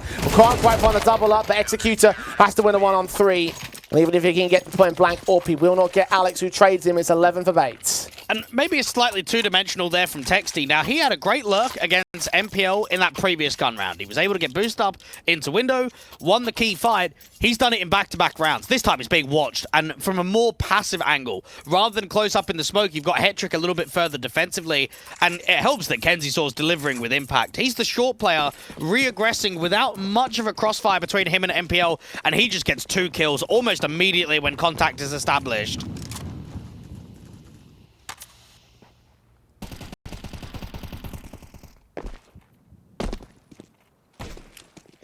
Senthiel jump facing, spotting, Incendiary comes down, Texty dishes out or takes a lot of damage on his Tech 9, the first player forward, executed with one of his own as MPL overwhelms in this force buy from RB.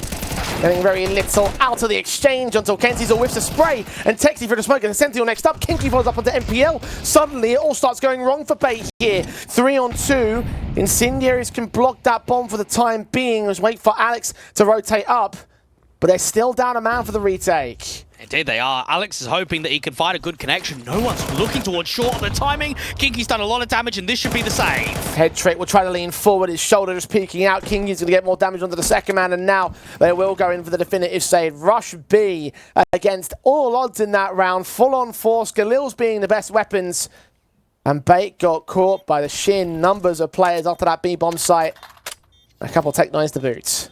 This is a Bait side on a 5-game winning streak that have won 16 out of their past 19 best-of-3s on HLTV, losing only to big names such as Sinners, Paravision, and 500, and are now 5 rounds away from being 2-0'd against Rush B, the 88th seed team in the world. This is getting very uncomfortable that this game is not closed out, that we are not sending it to a third map decider already.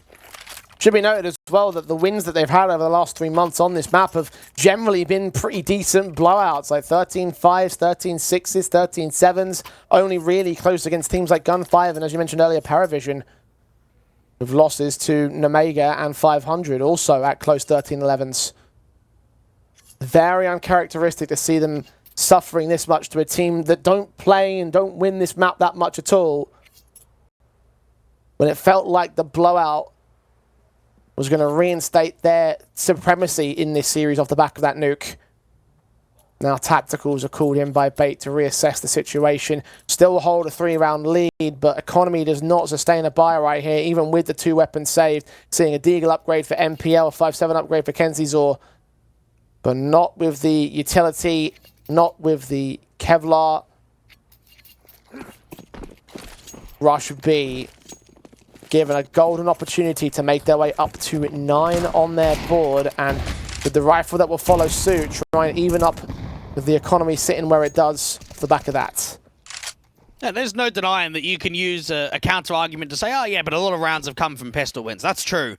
But when you start getting to 11-8 and you start seeing buys like this, that goes out of focus because it's on. This game is on for a 2-0. Hetrick may have the AWP, but losing a rifle so early into the round doesn't help the campaign at all.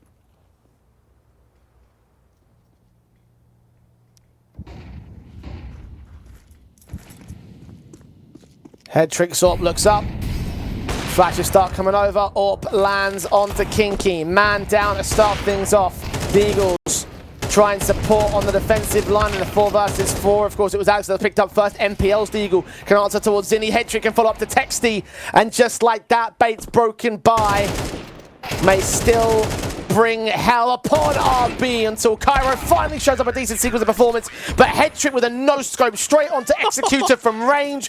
And NPL catches the last man. That is match point, or map point rather, for the Bait side, in very unlikely fashion at that. Mate, a no-scope as well. At long range too is just crazy to close out there. That's a big shame because they dealt with the rifler nicely. They've tried to put pressure onto the AWP. They've tried to hit him with util. They've tried to space themselves out towards A-ramp, and Hetrick's come away with 3. Ah, you could feel that being a nightmare round. That's going to be one that is stuck rent-free for a little while. I know that about that. That's going to sting quite heavily. M4 of Alex, good for one on the trays towards the A-bomb site, but still up by a man here for the CT Forces. Hetrick continuing to frag away with the AWP. 14th kill, a 15th kill. Lightning fast adjustments onto Zinni, and this map is all done and dusted. The Deagle Texty, as great as he's been over map number 1, not quite as fantastic and stellar of a star in map 2. And RB will lick the concessions here at the tail end of this T side. 1 decent Deagle down on 1 man. But there's so much more to go in this clutch. Well, I'd say fair play to Rush B. Being down 2-9, you don't have many rounds to work with, and confidence would have been low, and they've given us a fight. They've given us a game out of Mirage. They've competed, they've made it uncomfortable for the favorites, and for Bait, while they've got Ancient calling in the 1-1 in the best of 3, they've got to be looking at things saying, man, this is just an off performance from us. This is flat. This isn't good enough. And while it might be good enough in map 3 to get the win, if they're playing like this in stage 2 or even some of the opening games in the playoffs, they are going to struggle to push for victories against the stronger teams in the comp. Yeah, I have to agree in that this. So it is going to be a long day, and it's tough to play 6 maps back-to-back when you're focusing on other tournaments as well, and it's just a lot of fatigue. But you've got to try and push that past you and say a win here would help us jump the VRS. It would help our campaign of pushing on, giving us as good of a seed as possible going into stage 2 of ECL.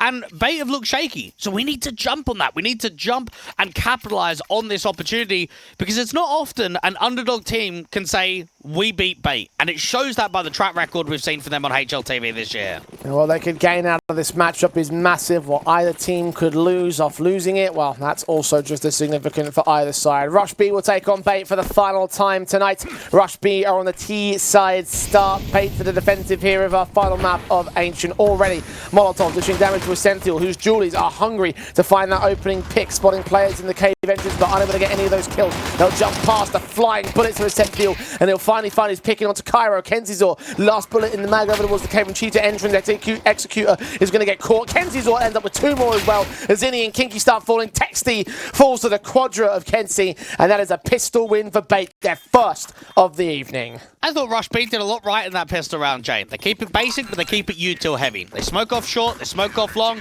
they get a molly towards the back of default, they flash. They just try and get the bomb down in a 5v5 and then take the space after.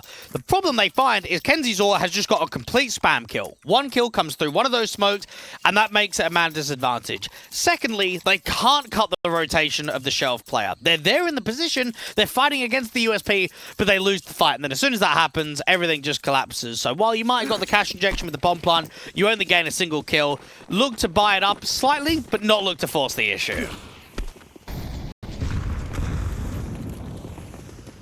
Upgrade pistols into the A bomb site. Rush B are going to go. Headtrick has 2 players around him to ensure that there's not much threat being generated. I say that, and actually these Tech 9s and Deagles have managed to get 3 casualties. This becomes an expensive round right now for Bait.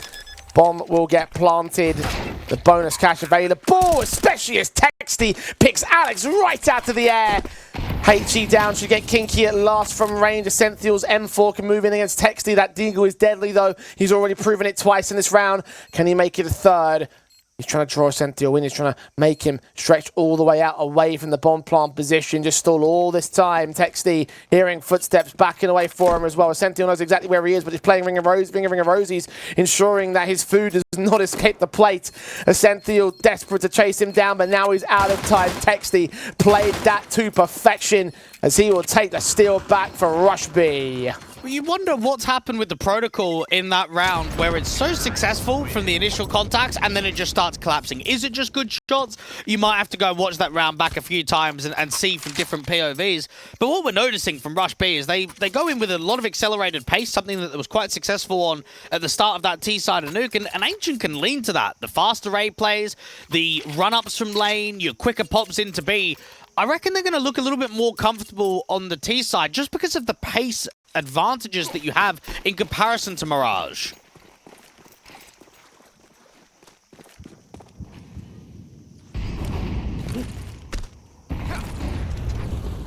Cairo set his teammates into mid. Texty's the man that tried to lead the charge. The AK in his hands. Perfect flash timing from Cairo. Kill on the first and the second. His own teammate getting more kills out of the CT side than the CTs are. Rush B still up a man. A re-smoke off towards Donut, and Headtrick is trapped out in red. Gonna have a teammate to follow behind, and an aggressive ramp play is being held here from Kinky. Alex behind that box. Smoke start coming in. He's going to try and punish or look down towards the far side player, and Kinky is going to swing forward from close to get his man. SMG in mid of Headtrick now detected, can go into that AK, get a small rifle upgrade, but the concern is not in the weapons, it's in the man advantage. 4 on 2 right now for Rush B as they start to storm the B bomb site. Smoke starts coming down, a cut vision off from Essential, and from that smoke's bloom, Kinky gets enough info to land the headshot and secure a very confident take. Do you know what, Jay? I'm going to put this down on paper and say Rush B have won 5 for 5 in pistols. Now, that might not have actually happened, but when you lose pistol, win the anti-force buy, and then win the anti-force buy again, I'll give it to you. That has reset the economy, it's set yourself up perfectly, and it's another map where we can see Rush B take control of at least the first few rounds of the half.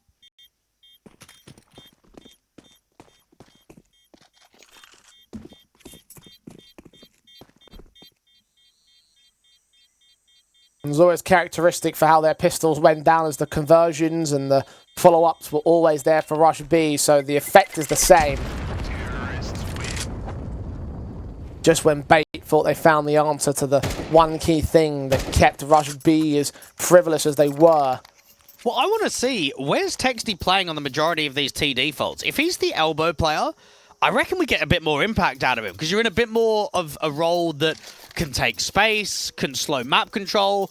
If he's lurking towards A main, we probably won't see a lot from him. But if he's in the Packer lane or he's the elbow lurk, I reckon Texty's going to put up a lot of numbers in this map.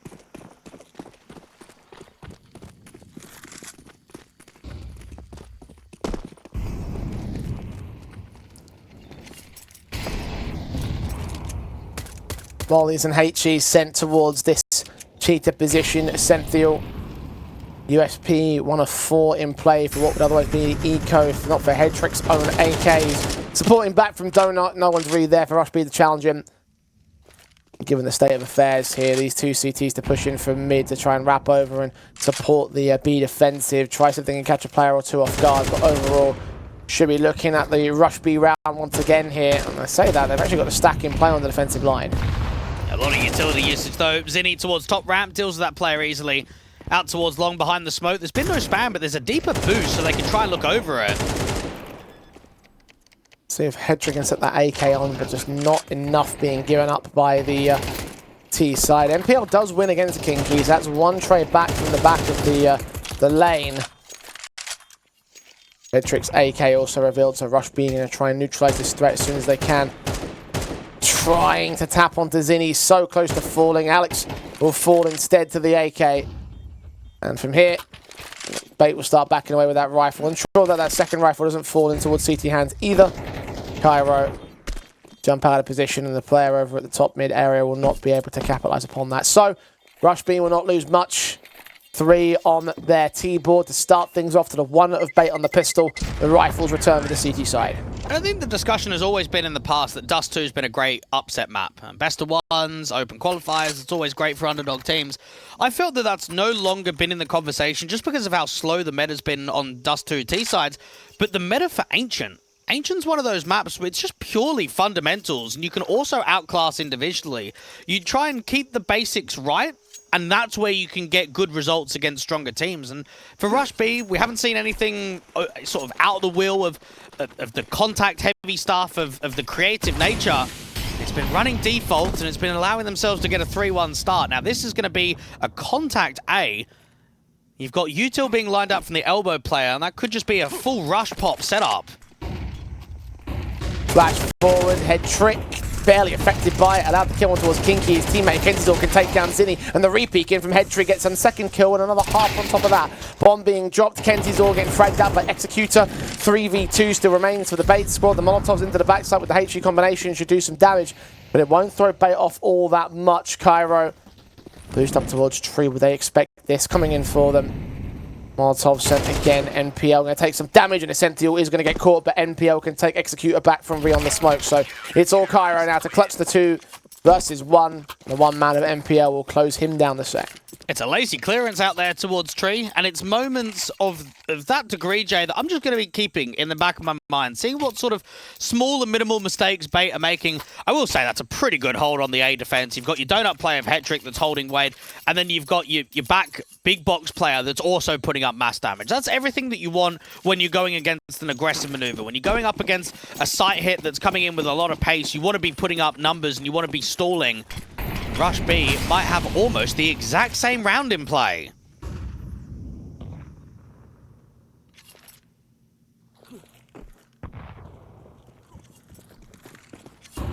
Smokes come up. Kenzizor's SMG, a HE will get sent towards the first contact, and he will be able to get that kill isolated on towards Kinky, but no more than that. The running spray from Zinni can only dish out so much damage. NPL takes a lot more by another contact. Alex from beyond this smoke. Kenzizor looking for his way in. Meanwhile, in mid, there's a challenge from Essential that needs to win out against his elbow player. Indeed, Executor is going to get caught for it, so 2-man advantage for the Bait side at the moment. And the T's need to find some success somewhere. Someone needs to get aggressive. Someone needs to start challenging for a fight. Flashbang into Temple will drive the CTs back. Not into a fight for Texley, though. Picked up by Headtrick instead. NPL starts moving. Will they check Tree this time? Can Zinni find the fight over them? Fight on the first man. Kill found. On the defuse, they're going to hold it. And Alex can find a quick trade as well from beyond the smoke. Cairo can't do anything. And Bait will retake to even the board. Fundamentally, Jay, I thought that was quite a poor round from Rush B. Now, the common law is that anytime you're taking A aggressively, you've got to be taking space somewhere. Whether that be Donut or Temple, you've got to be trying to get yourself in a good post-plant position. Now, what ends up happening in that is that you lose your first fight against the Donut player. Now, it's a triple beast. There's no one on A directly. It's the Donut individual that's come out of Kenzizor with the MP9. He's got a kill. He's fallen back. And notice how they just re-smoke Donut. Rather than maybe tapping the bomb or trying to run the clock or just get the bomb down in the end, because of that re-smoke Donut, where do you go? Players just have no side coverage at all.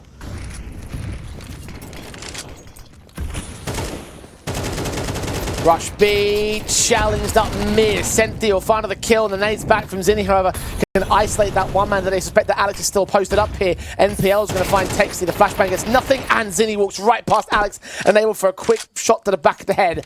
And Kinky and Cairo are 2 versus 4 out here, trying desperately to get kills from beyond this smoke, but they're giving up their positions, and Alex can take the shot right back through the cheetah wall. Cairo, 1-on-4 that you can't contend with this AWP in hand. And this is where now you might start getting caught in the oblivion of a scoreline versus who's actually in charge, who's actually putting up impact. We have had Rush B lose pistol, win the anti-force by not shown that they can generate a lot of impact in gun rounds, and then they've just been smoked in back-to-back. That starts leading on to confidence, that starts putting it to tilt. That starts having the combo of CTs being recovered of AKs. I'm looking at MPL having one, Kenzie's all having another, Alex having a third, and I'm thinking this could be a bit of a round streak, couldn't it? This could be 7, 8 CT rounds before we see much return. This is where Bait need to put their foot down. They're in a prime position to do so.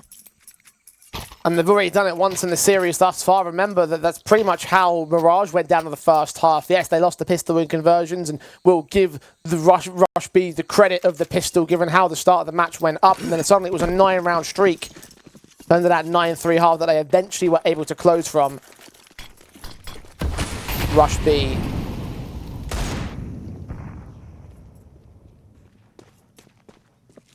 Deagles in hand for round 8. Bait should make it a 5th on their board, with Kenzizor taking no prisoners, taking no BS from Zinni out towards the A-bomb site, out on his lonesome as well. No support from his teammates, no support from Util. That's an easy kill. Indeed it is. And this is where I don't mind getting a little bit aggressive. You don't have much investment into the round. You're hoping to catch a straggler. You've got a bit of a press into Cave. Got another press out from Elbow. A couple of individuals A-main that haven't warranted anything. Senthiel's got a good timing, and Kinky's going to get absolutely nothing. AWP from Hetrick looking up towards Shelf. Good timing for the Deagles against the red player, at least. USP coming out from Hetrick just to... sure there's pistols start to get a little bit of action on the bait side. All 5 alive for the CT forces. Rush B back up on their weapons. They need to win this round to try and stave off the 6 of the CT forces. Just a roadblock into Bait's campaign and the confidence that they will hold. Well, they've got to go pacey at the start of this round, Jay, and the reason for it is the AKs being survived on the CT side. I feel as if you play a passive default and try and slow the round against the stronger weaponry, that's where you're going to struggle.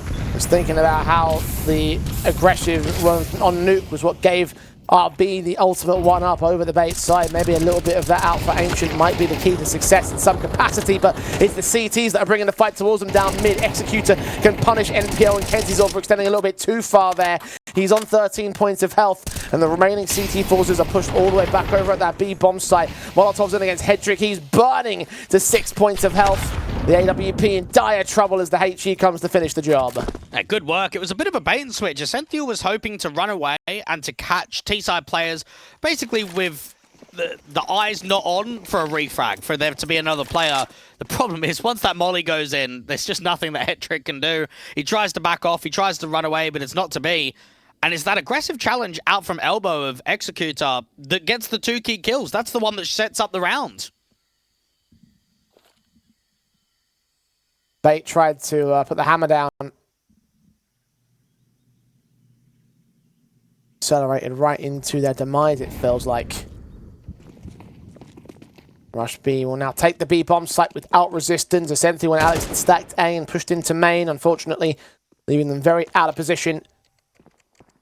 Meaning that Bait will take number 4 to their board and try and answer back to this streak their opponents have generated. Because there won't be a retake on the table here for the Bait squad. Cover that AK that Alex has seen there towards Elbow. Essentially, will keep the M4. Rush B, they're back on the board. I'm going to be keeping my eyes on the star player of Zinni. Now, I think he's been pretty underwhelming in this best of 3. Haven't seen a huge amount of impact from him. It feels that he's definitely underperformed to the level that he normally does. and he's meant to be the guy to watch out for on H. He's the highest rated player in the last 3 months. He's averaging a 1.25 rating, and when you've got a game that's been a little bit competitive, maybe need a little bit more of that step up, my eyes are going to be on him to see, okay, can he really challenge Bait? Can he put himself in positions where he's just going to outclass with pure impact? Because this is still a very young squad. I mean, we're looking at Cairo, Executor, and Texi, who've only just, because of this best of 3J, overtaken 200 maps played on HLTV. You compare that to guys like MPL and Hetrick and Alex. We've seen them for years, haven't we? We've known them at the higher ends of the tier 2. This entire Rush B organization, outside of Kinky, is new and upcoming names that we haven't seen at our top level in tier 2 previously. A charge forward into mid again for Execute. So it's actually Kenzizor that finds onto Zinni first up. Executor takes a lot of damage as Tech sees them out to take down NPL. The HGs come forward and they go so close to getting that kill finally. Kenzizor with a lucky spray through the smoke will get his man. HGs to open up the smokes. Not revealing the man himself, although he crosses quickly past the AWP. So missed shot for Cairo. This allows the even stance. It was heavy elbow, but only a single player towards lane. So it didn't help that when Zinni lost that first fight to the Cave player, that there's just nobody in a position to put that continuous damage up to stop Kenzizor from over-facing and finding more impact. Rush B have just got, well, no map control. They've got a lack of HP, they're a man down, and there's a lack of util. You kind of need a contact out elbow and just hope that you can get a fight either Red Room, Donut, or Shelf, and that there's just that one kill that will recover the round. Cairo revealed towards mid. Jump face of Kenzizor getting the information he requires, leaving Red completely opened up, so a chance for a flank for Rush B. I like the respect, though. I think for Bait, just playing 2 on A and 2 on B is the right read in this situation. Both setups will account for the backstab, at least they will do soon as Kenzizor puts his head in a swivel.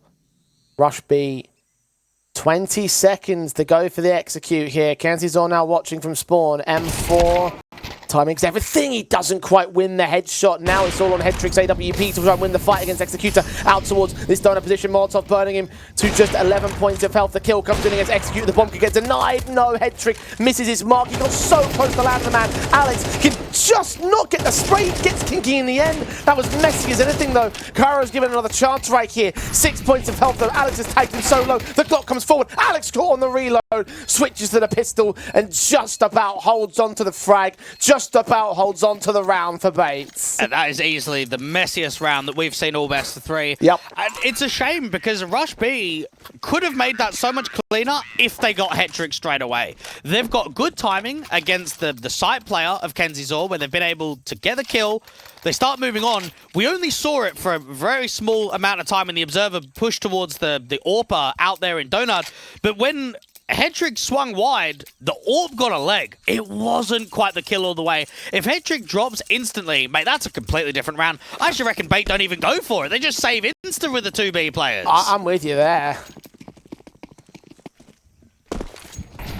Single frag making all the difference, which honestly is probably not even the first time that's been the situation here in this series. Texting AWP in. Shot missed by Hetrick. Alex going to stick around and wait.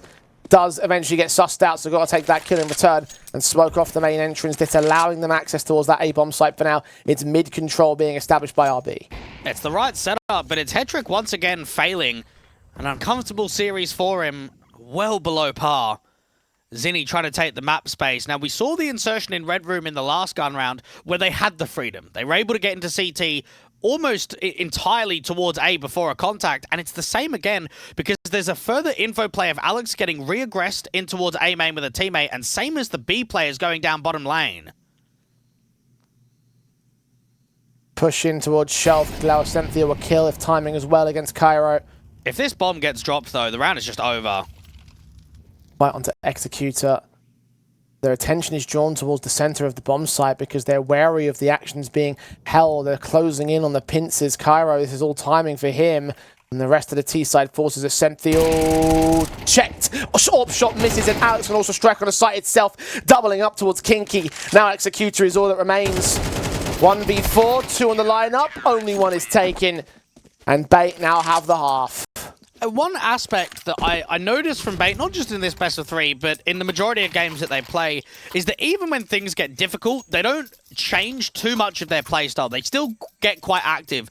When you've gone aggressive A main, 1-for-1 trade, you've then gone aggressive down B ramp and into lane, and aggressive into A main again from Alex, it tells me that stylistically they're still being really positive. They're still taking map control away, they're pushing for leads, they're trying to make it uncomfortable for Rush B. They are playing with confidence right now. Rush Banner keep this one player blinded. HG's on towards red. NPL's going to get spammed down by the Mac 10s here. Faster plays in from Rush B, finally picking up the pace a little bit. Essential's worried about any bottom mid players. Executor who's going to get tagged up. The AWP can't land. It's quick flicks, overcooked by maybe about a foot to the left of Texty. And it's a 5-on-3 now with the A site basically being completely taken over here. The range game from Kenzizor will try and fight back, get a trade out, is potentially deny the bomb plant itself, but Texty has caught a kill on Alex, and Zinni's going to run down that donut player. So the 1-on-5, all that remains for Essential, and Rush B with Mac 10s look to close the half on a high note. Yeah, Essential just being trapped out of it completely. There might have been a lack of opportunities being taken, Jay, but for Rush B, 5 T rounds on paper, it's a decent end. I think you've got to be fairly happy with that first half performance. I mean, certainly given the way that Bait was spacking them about in some of these rifle rounds here, and Rush B found their rhythm in the end. Again, the pace over on Nuke was the one key thing that they were able to gain over the Bait side, and it was the one thing that gave them the edge when it came to their T side differences, and it was what ultimately brought them to 5-7 at the 10 of that first half as well. Is what will be at the end of our first half of our final map as well. But will it convert into another map win for Rush B? We'll find out after the break.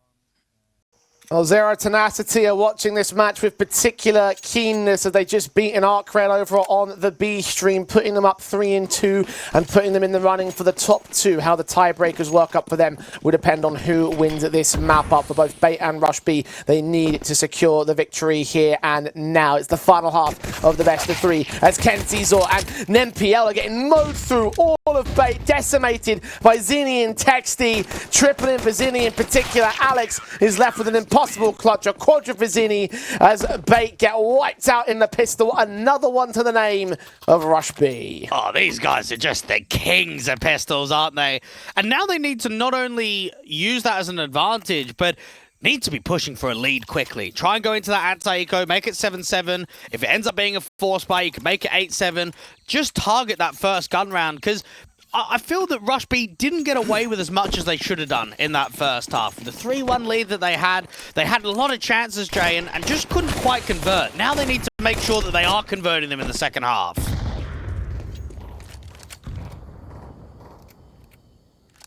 One round to the good right now on Bait. Rush B face the ecos of the favourite side once again. We're starting to get those callbacks back towards Nuke. It's so eerily similar to how things went down there. The 7-5 half, the eco, the pistol rather, into the evens. And then Rush B taking over in the second half. Is that what's going to throw things off for Bait once again? Zinni maintain a quadra, not quite the ace. Not quite like it matters for him. They're going to be able to overwhelm these pistol players irrespective of the circumstances. At least that rifle gets thrown away by Alex, so it's a small little bit of reinvestment that they can't quite get back as Bait take to the guns. And this is for Rush B's mindset of, okay, it's 7-7. We need to keep challenging. How do we play this first gun round? I expect that it should be an aggressive mid challenge or an aggressive lane challenge. The more up close and personal they get with the lighter weaponry, the better the chances are. And for NPL, I mean, there's an in-game leader and a star rifler with a quiet series. I'm wondering when he's going to step up individually.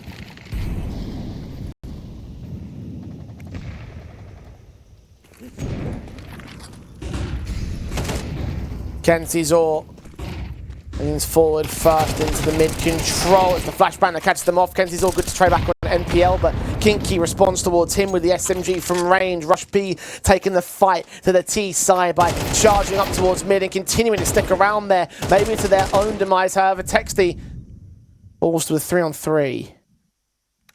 You've got a lurk attempt being run by Senthiel towards the bottom of ramp, but got to be careful that he doesn't give his life away. And the FAMAS has not been able to see him just yet. Now, there's a lot of movement on the CT side. The Donut player's getting a bit more aggressive of Cairo.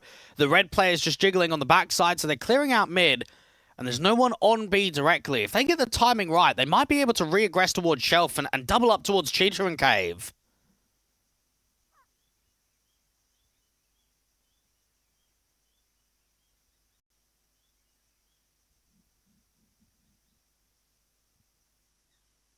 Senthiel leads his team in slowly but surely. As stealthily as you can possibly gain. The CTs have not adjusted to try and deal with this. The bomb plant can come down safe towards ramp. They can't close in quick enough. The retake is on. Yeah, flash for the ramp player. All about timing on this first kill. So much space has been taken deep towards CT, so the only places that the retake can come in from is the cave entrance and out here at ramp. Counter flashes will be involved. Incendiary start coming in from the CT side. Spam down on Alex, taking some damage. He's playing anti-flash against another one that's coming in from Kinky right now. Executor to check that position, but not for all the way. Alex gets that trade in, and Essential can follow it up. Look for the double, and he secures it in hole. They had to work for it, but Bait will take 8. Indeed they do. And Jay, one of the little moments that we had in that halftime break, I did some research on when was the last time Bait got upset in a best of 3 against a legitimate underdog. We're not talking about a team that's close in the rankings. We're talking about a big and large disparity. The last time was the 16th of September last year where they got 0-2'd versus Sampi. So we're talking about, what, 6 months since they just haven't been upset. That seems like an insane record for a team of that caliber. fast Cine wants to go into this round. Rush B just going head on to meet Bait. And this time they come out worse for it. Zinni not quite as effective in the top frag count that he's gained. Kenzie's already coming out with half HP's worth of damage. They have full reign of mid. Rush B have committed no more forces to that position. Essential just spamming up towards Cave. You've got a double walk push towards A main to clear out info. Watch out for Alex and how much this Galil sort of tucked away is going to be able to find. Alex moves up and Executor goes down. Texi next up to the task, and he does manage to just about win that fight. 5 HP to his name. He's going to be very quickly overwhelmed if they hit A, but their entire T-side forces over towards B. Oh, head trick! That's the worst timing in the world! Kinky takes 2 down! Drops the bomb and everything! The AWP of Cairo supporting him here at ramp as they try and defend themselves. Essential knows that one player's broken away, needs to get his kill against the AWP desperately, and does manage to do so. 2v2, now massive HP advantage for Bait right here. They just need to deal with Kinky, get towards the bomb site, and then find Texi shortly after the facts. Kinky knows that he has to try and set up his teammate the best that he can. Texi out here has not been seen. It's all a matter of timing because he's being faced and he gets dropped. Kinky can deny the bomb plant. No, he can't. It's on the other side. Smart call. Kenzie's all there to deal with him. Poor heart stopping for Rush B for a moment. You would have thought that play at the edge of the smoke had gotten the most perfect timing in the world. But it just wasn't to be, and that puts Bait back up by 2 rounds and a chance to extend for more because the money is not there for the CT side. Well, unfortunately, Jay, I think they've run out of chances. I think they've had too many chances that they haven't converted for me to warrant still hope and copium that they can win this best of 3. I think it's a valiant effort there from Kinky, the most experienced player in the side of Rush B. But he nearly brings that back just by himself. You could feel that if Cairo just gets 1, then perhaps it's enough, but it's not to be. Bait are going to get to double digits, and perhaps this is why they don't get upset very often, Jay, is that they show their depth and they show their talent late in best of 3s.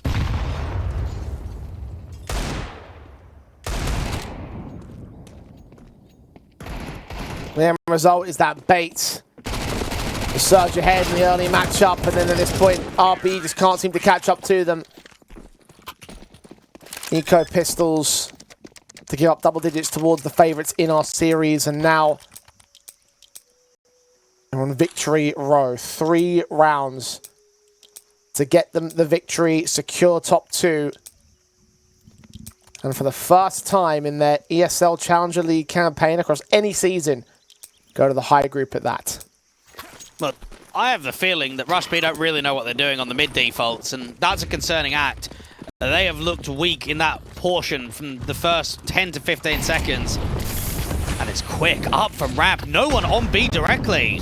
Alex is going to get HE most centrally here. They'll clear out the back lines. Executor's going to get 1 kill out of it. Kinky and Cairo go back and forth on the B side. Defensive Executor sees 1 player just at the very edge of that smoke, and the 4-on-2 can ensue instead. Damage done on the back lines. The boosting player can't get dealt with, and Essential pushing up short. Can isolate 1 pick, but now on low HP to get 3 more. It's not going to happen. The faster players are Bait, not quite to the same caliber as Rush B as they shut it down. Well, it's the right call, because if you're going off of the chain logic of what I'm just thinking of the lackluster performances in mid on the CT side, you're probably thinking they're going to go triple B. They're going to trade triple mid, I should say. They're going to take mid heavy and B's going to be weak. The HE, the timing on that was just excellent. The sponge of the damage, the deeper player out towards long, and the cave player to go 1-for-1. Everything went right in that round for Rush B. And 2 rounds the difference. Essential going back onto the Mac 10, jump up Molly to disallow any mid aggro. But it's fast into lane. Shelf is going to get taken. Kinky finds his kill. Essential has fallen. Damage done to Head Trick and Kinky, of course. That 1 good fight for the CT player. Head Trick now supported by Kenzie's on Alexander from mid control. Zinni's going to take a lot of damage to that fight. But he is alive. And so are the rest of the players for RB. Bait cannot say the same thing about themselves. They have to fight back for a trade, and none will be offered. Vertical crossfire. Haven't seen this all map so far. This could be a good setup because they've got a 3rd player. They've got Cairo on a defensive short jiggle. If things go really awry, he can provide support. Kenzie's close to peeking in as MPL right behind him. Billy starts coming out of that smoke. Kenzie's organised to take the one play, execute, can trade it, and can't double up. NPL takes it to a 3-on-3. Cairo backed up behind the smoke, spraying manically and blindly onto Alex to get that kill in. The bomb, however, will cross and get planted. The advantage stays with RB here for the retake.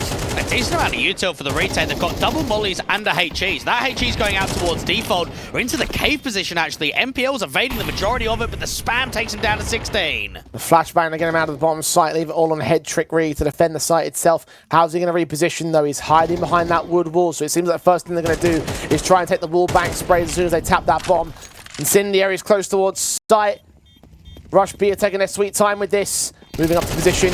Hendrick's going to be forced to fight against that kill. Second man, not so much. Cairo on the defuse. The spray comes up. Oh, NPL might have just done it. There's a second player right there. Texty holds his nerve. NPL's out of ammo. But I think he's done enough, and indeed he has.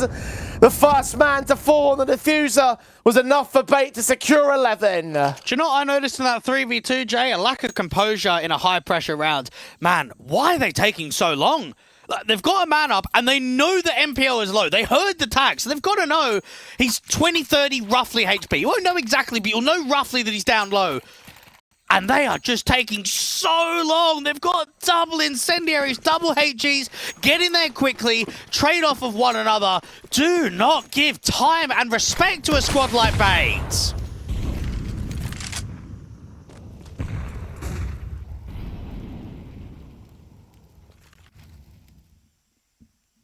Bait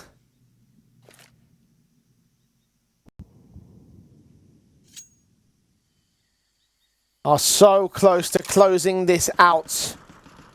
A laboured effort at times, but right now they have the spring in their step, the strength in their stride.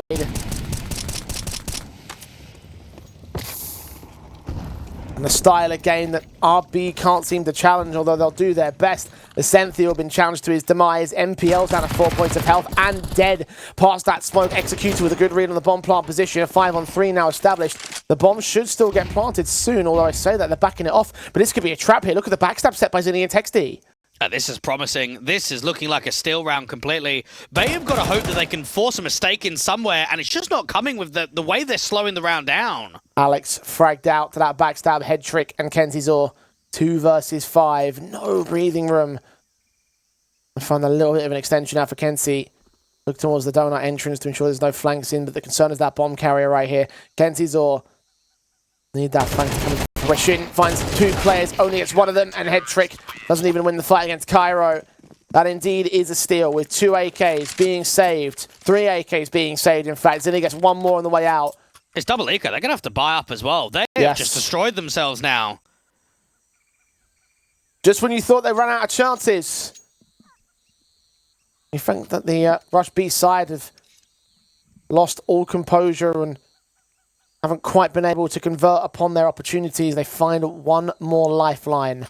Well, I've got a good feeling that this is an OT. It just feels like it. With the scoreline being the difference of 2, with a double eco coming in on the T side, you'd have to say chance of winning this round for Bait, 10-15%, roughly, if we're going to throw a number up there. So more likely than not, it goes 11-11. And at that point, money's still questionable for the T side, but I think Rush B lack the composure and the depth to close. So I'm looking at this right now, and I'm thinking there's a big OT on the cards. That's what it's shouting to me.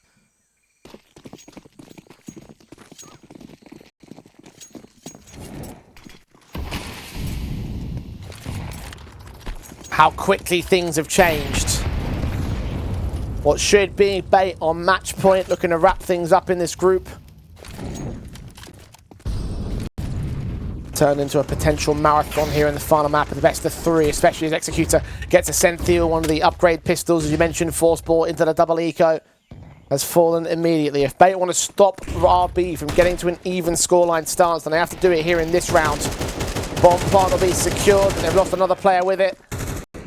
3v5 for Bait to try and play against. They have to get up in their faces. They want these Tech 9s to work out for them, and while the rifles keeping their distance and keeping their firepower in check, we're just going to overwhelm all. Alex gets away with 1 more kill to close, but RB will have their round.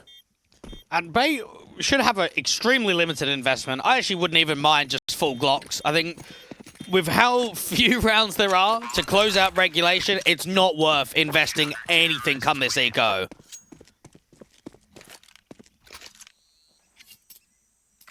2,500. Floating amount here for the T side. Upgrade pistols. Be out for Alex and NPL. But other than that, it is straight eco for them. Rush B. A serious opportunity has opened up. All they have to do is hold their nerve.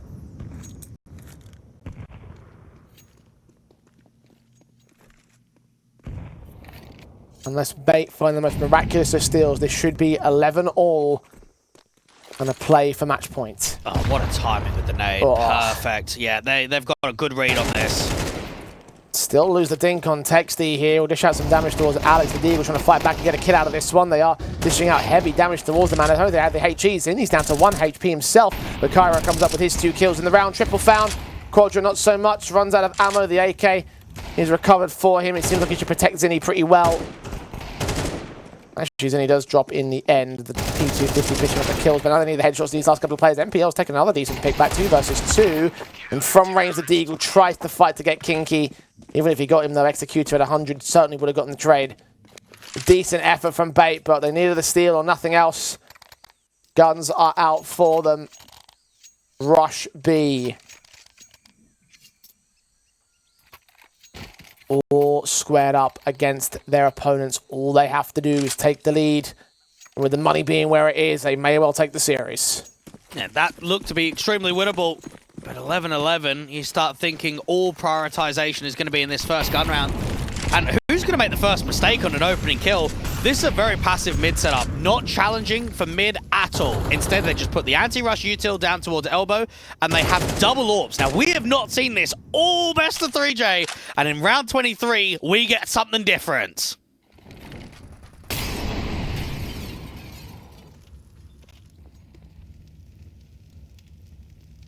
See if Bay are expecting that difference.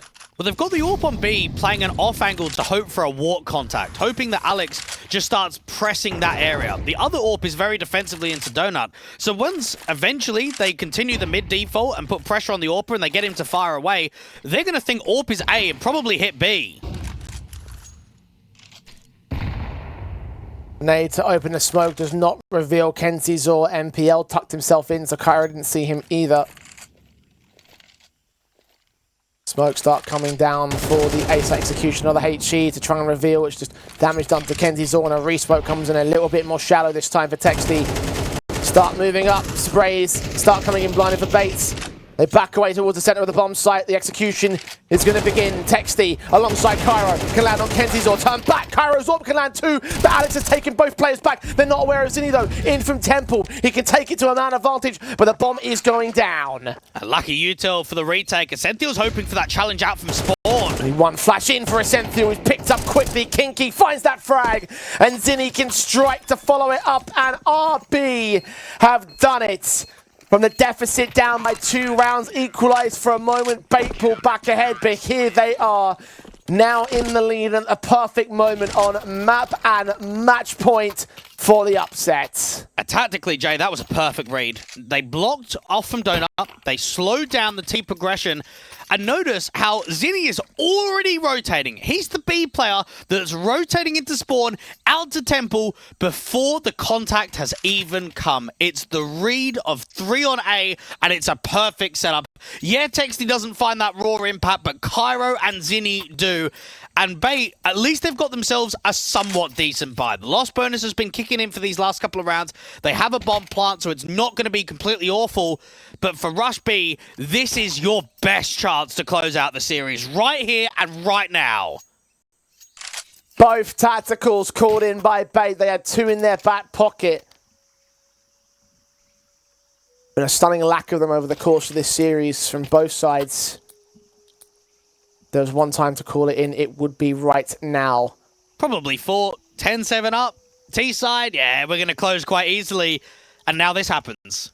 Now you find that this whole best of 3 has been an underperformance, that it's been a continuous showing of Rush B having chances. I mean, Rush B have had so many chances in the first half and the second half. Normally you'd say, well, that was the reason it cost them the series. Mate, they're on series points. They're the ones there first. You start to think about how Bates' history in ECL has gone. Every single time, even when they had favoritism in the mid group. And here today, when they came in as the top team in Group C for right good reason. And at the very last hurdle, when they had every advantage over Rush B, they could still lose and they could still be knocked down to that mid group, forced to fight back and be damn near perfect to make it into the playoffs here. That is the future that Bait are trying to avoid. And it felt like they were right there. It felt like they had finally secured it. Rush B are refusing to go down. Molly's are sent in towards Cheetah, who will force Kinky to fall back at least. But Bait need an opening pick, and they've got far less firepower to do it with than their opponents. Well, it's almost the exact same setup. It's 3 on B, and it's the AWP in from Donut, and it's the same smoke. Now, the difference is Kairo's going to hold out towards A main, and Texty's going to try and hold the edge of the smoke. Now, there's a bit of an info play. You've got an aggressive Kinky trying to get out there from Chitter, and he sees nothing. So because of that, Zinni's going to start rotating. They've got another good read on this round. Incendiary, well timed, doesn't land deep, but it will stall them. At this point, that's what you want. Bates. About 40 seconds to go for the execution. Zinni was heard running away. Gonna see those shadows get the kill on the first man. Continue that spray, but not quite finish up against NPL. Kairo's there though. Landing his AWP against one. Essential and Headtrick will trade back immediately. And Essential will now wait to cut off the rotators. A 3-on-2 and now a 3-on-1. Kinky will try and fight back a clutch. He's got the first kill. Aware of the second. He's going back for more utility to try and assist him in this endeavor. A smoke available to him and a kit as well. Ninja defuse may be the call. Smoke the bomb. Wait for it to bloom. Shot rings out from the AWP. Taps it. Tries to force them to make an engagement, and they're going to win it out. So Bait will disallow the regulation victory of Rush B. We go to overtime. Indeed we do. And, well, I did call that we were going to go to OTJ. I didn't actually think it was going to happen when we get to that last round of regulation, though. That's a great setup. Everyone's in good positions. I think Texty, though, getting nothing was a bit of a shame. With Kairo getting that AWP pick against the CT players coming in from Red Room, you expect that to be the finishing blow. And I think that's maybe some of the struggles that Rush B have had, is that they've had the right read. They've got themselves in the right position, but they've still struggled to close the rounds down. Maybe pressure just getting to them there.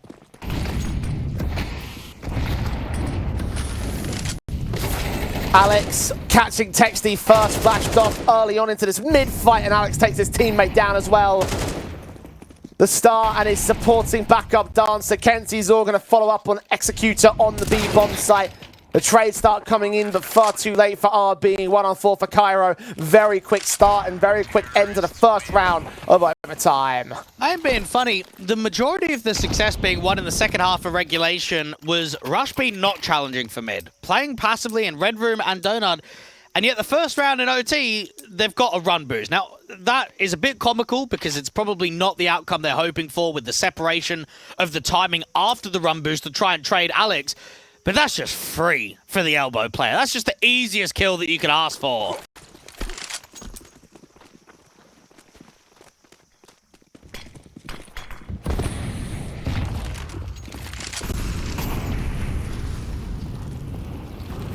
Headtrick's up, sees his man.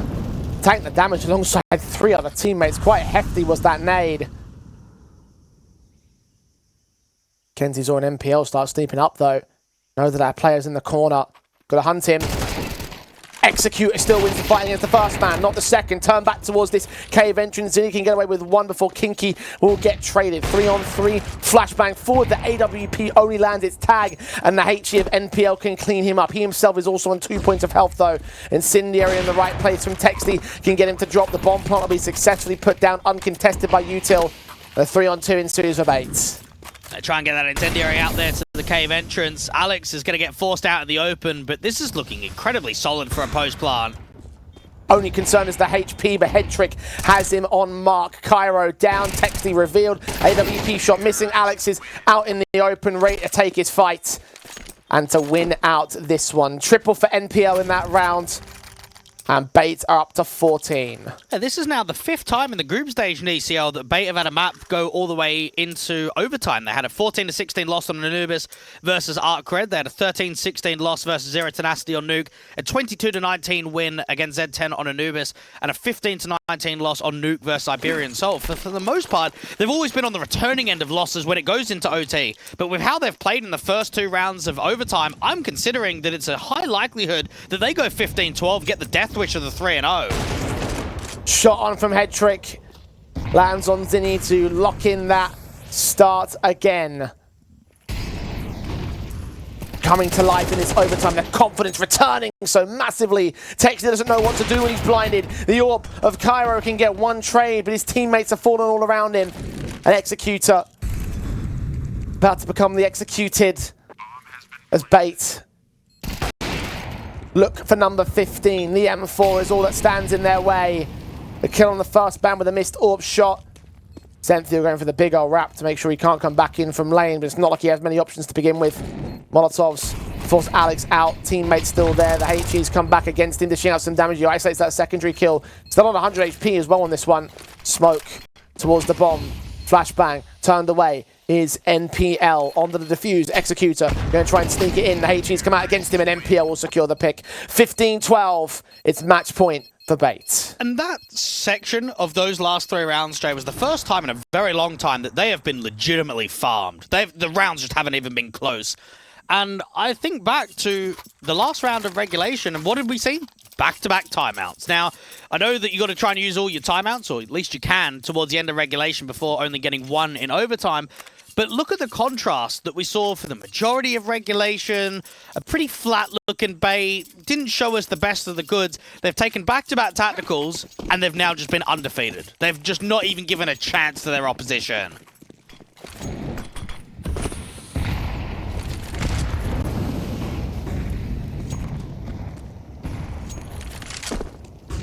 Three map points to play with. I don't wonder how Bait have allowed this to get as far as it has with the way that this confidence is springboarded into this overtime. Many stints over the course of this best of 3 where they have looked like the lights out unit but have been unable to close out. Up until now it seems. Rush B. Anything but rushing into this mid-take, and they're going to pay for it. HE in for NPL to get Executor. Kentazor gets one of his own. The trade from Zinni is not enough to protect him from Headtrick, but Kinky can get the trade on the AWP. Still a 3-on-2 right now for Bait. They hear that bomb rotating in from Donut. Kinky barely wins out the fight against NPL. The 2v2 ensues, but Ascenthiel has taken the veteran down. It's all on Texty now. A wonderful first map. Not quite as much of a star in the second and not in the third, and will not be good enough to clutch this at 16-12. As Bait will stave off their curse and make their way into the top 2 of Group C. Well, I certainly won't say that they deserve the win, Jay, because that was pretty rubbish from Bait. They got the best of 3 win and they got it over the line, but that has got to be a self-reflection from all of the teams to say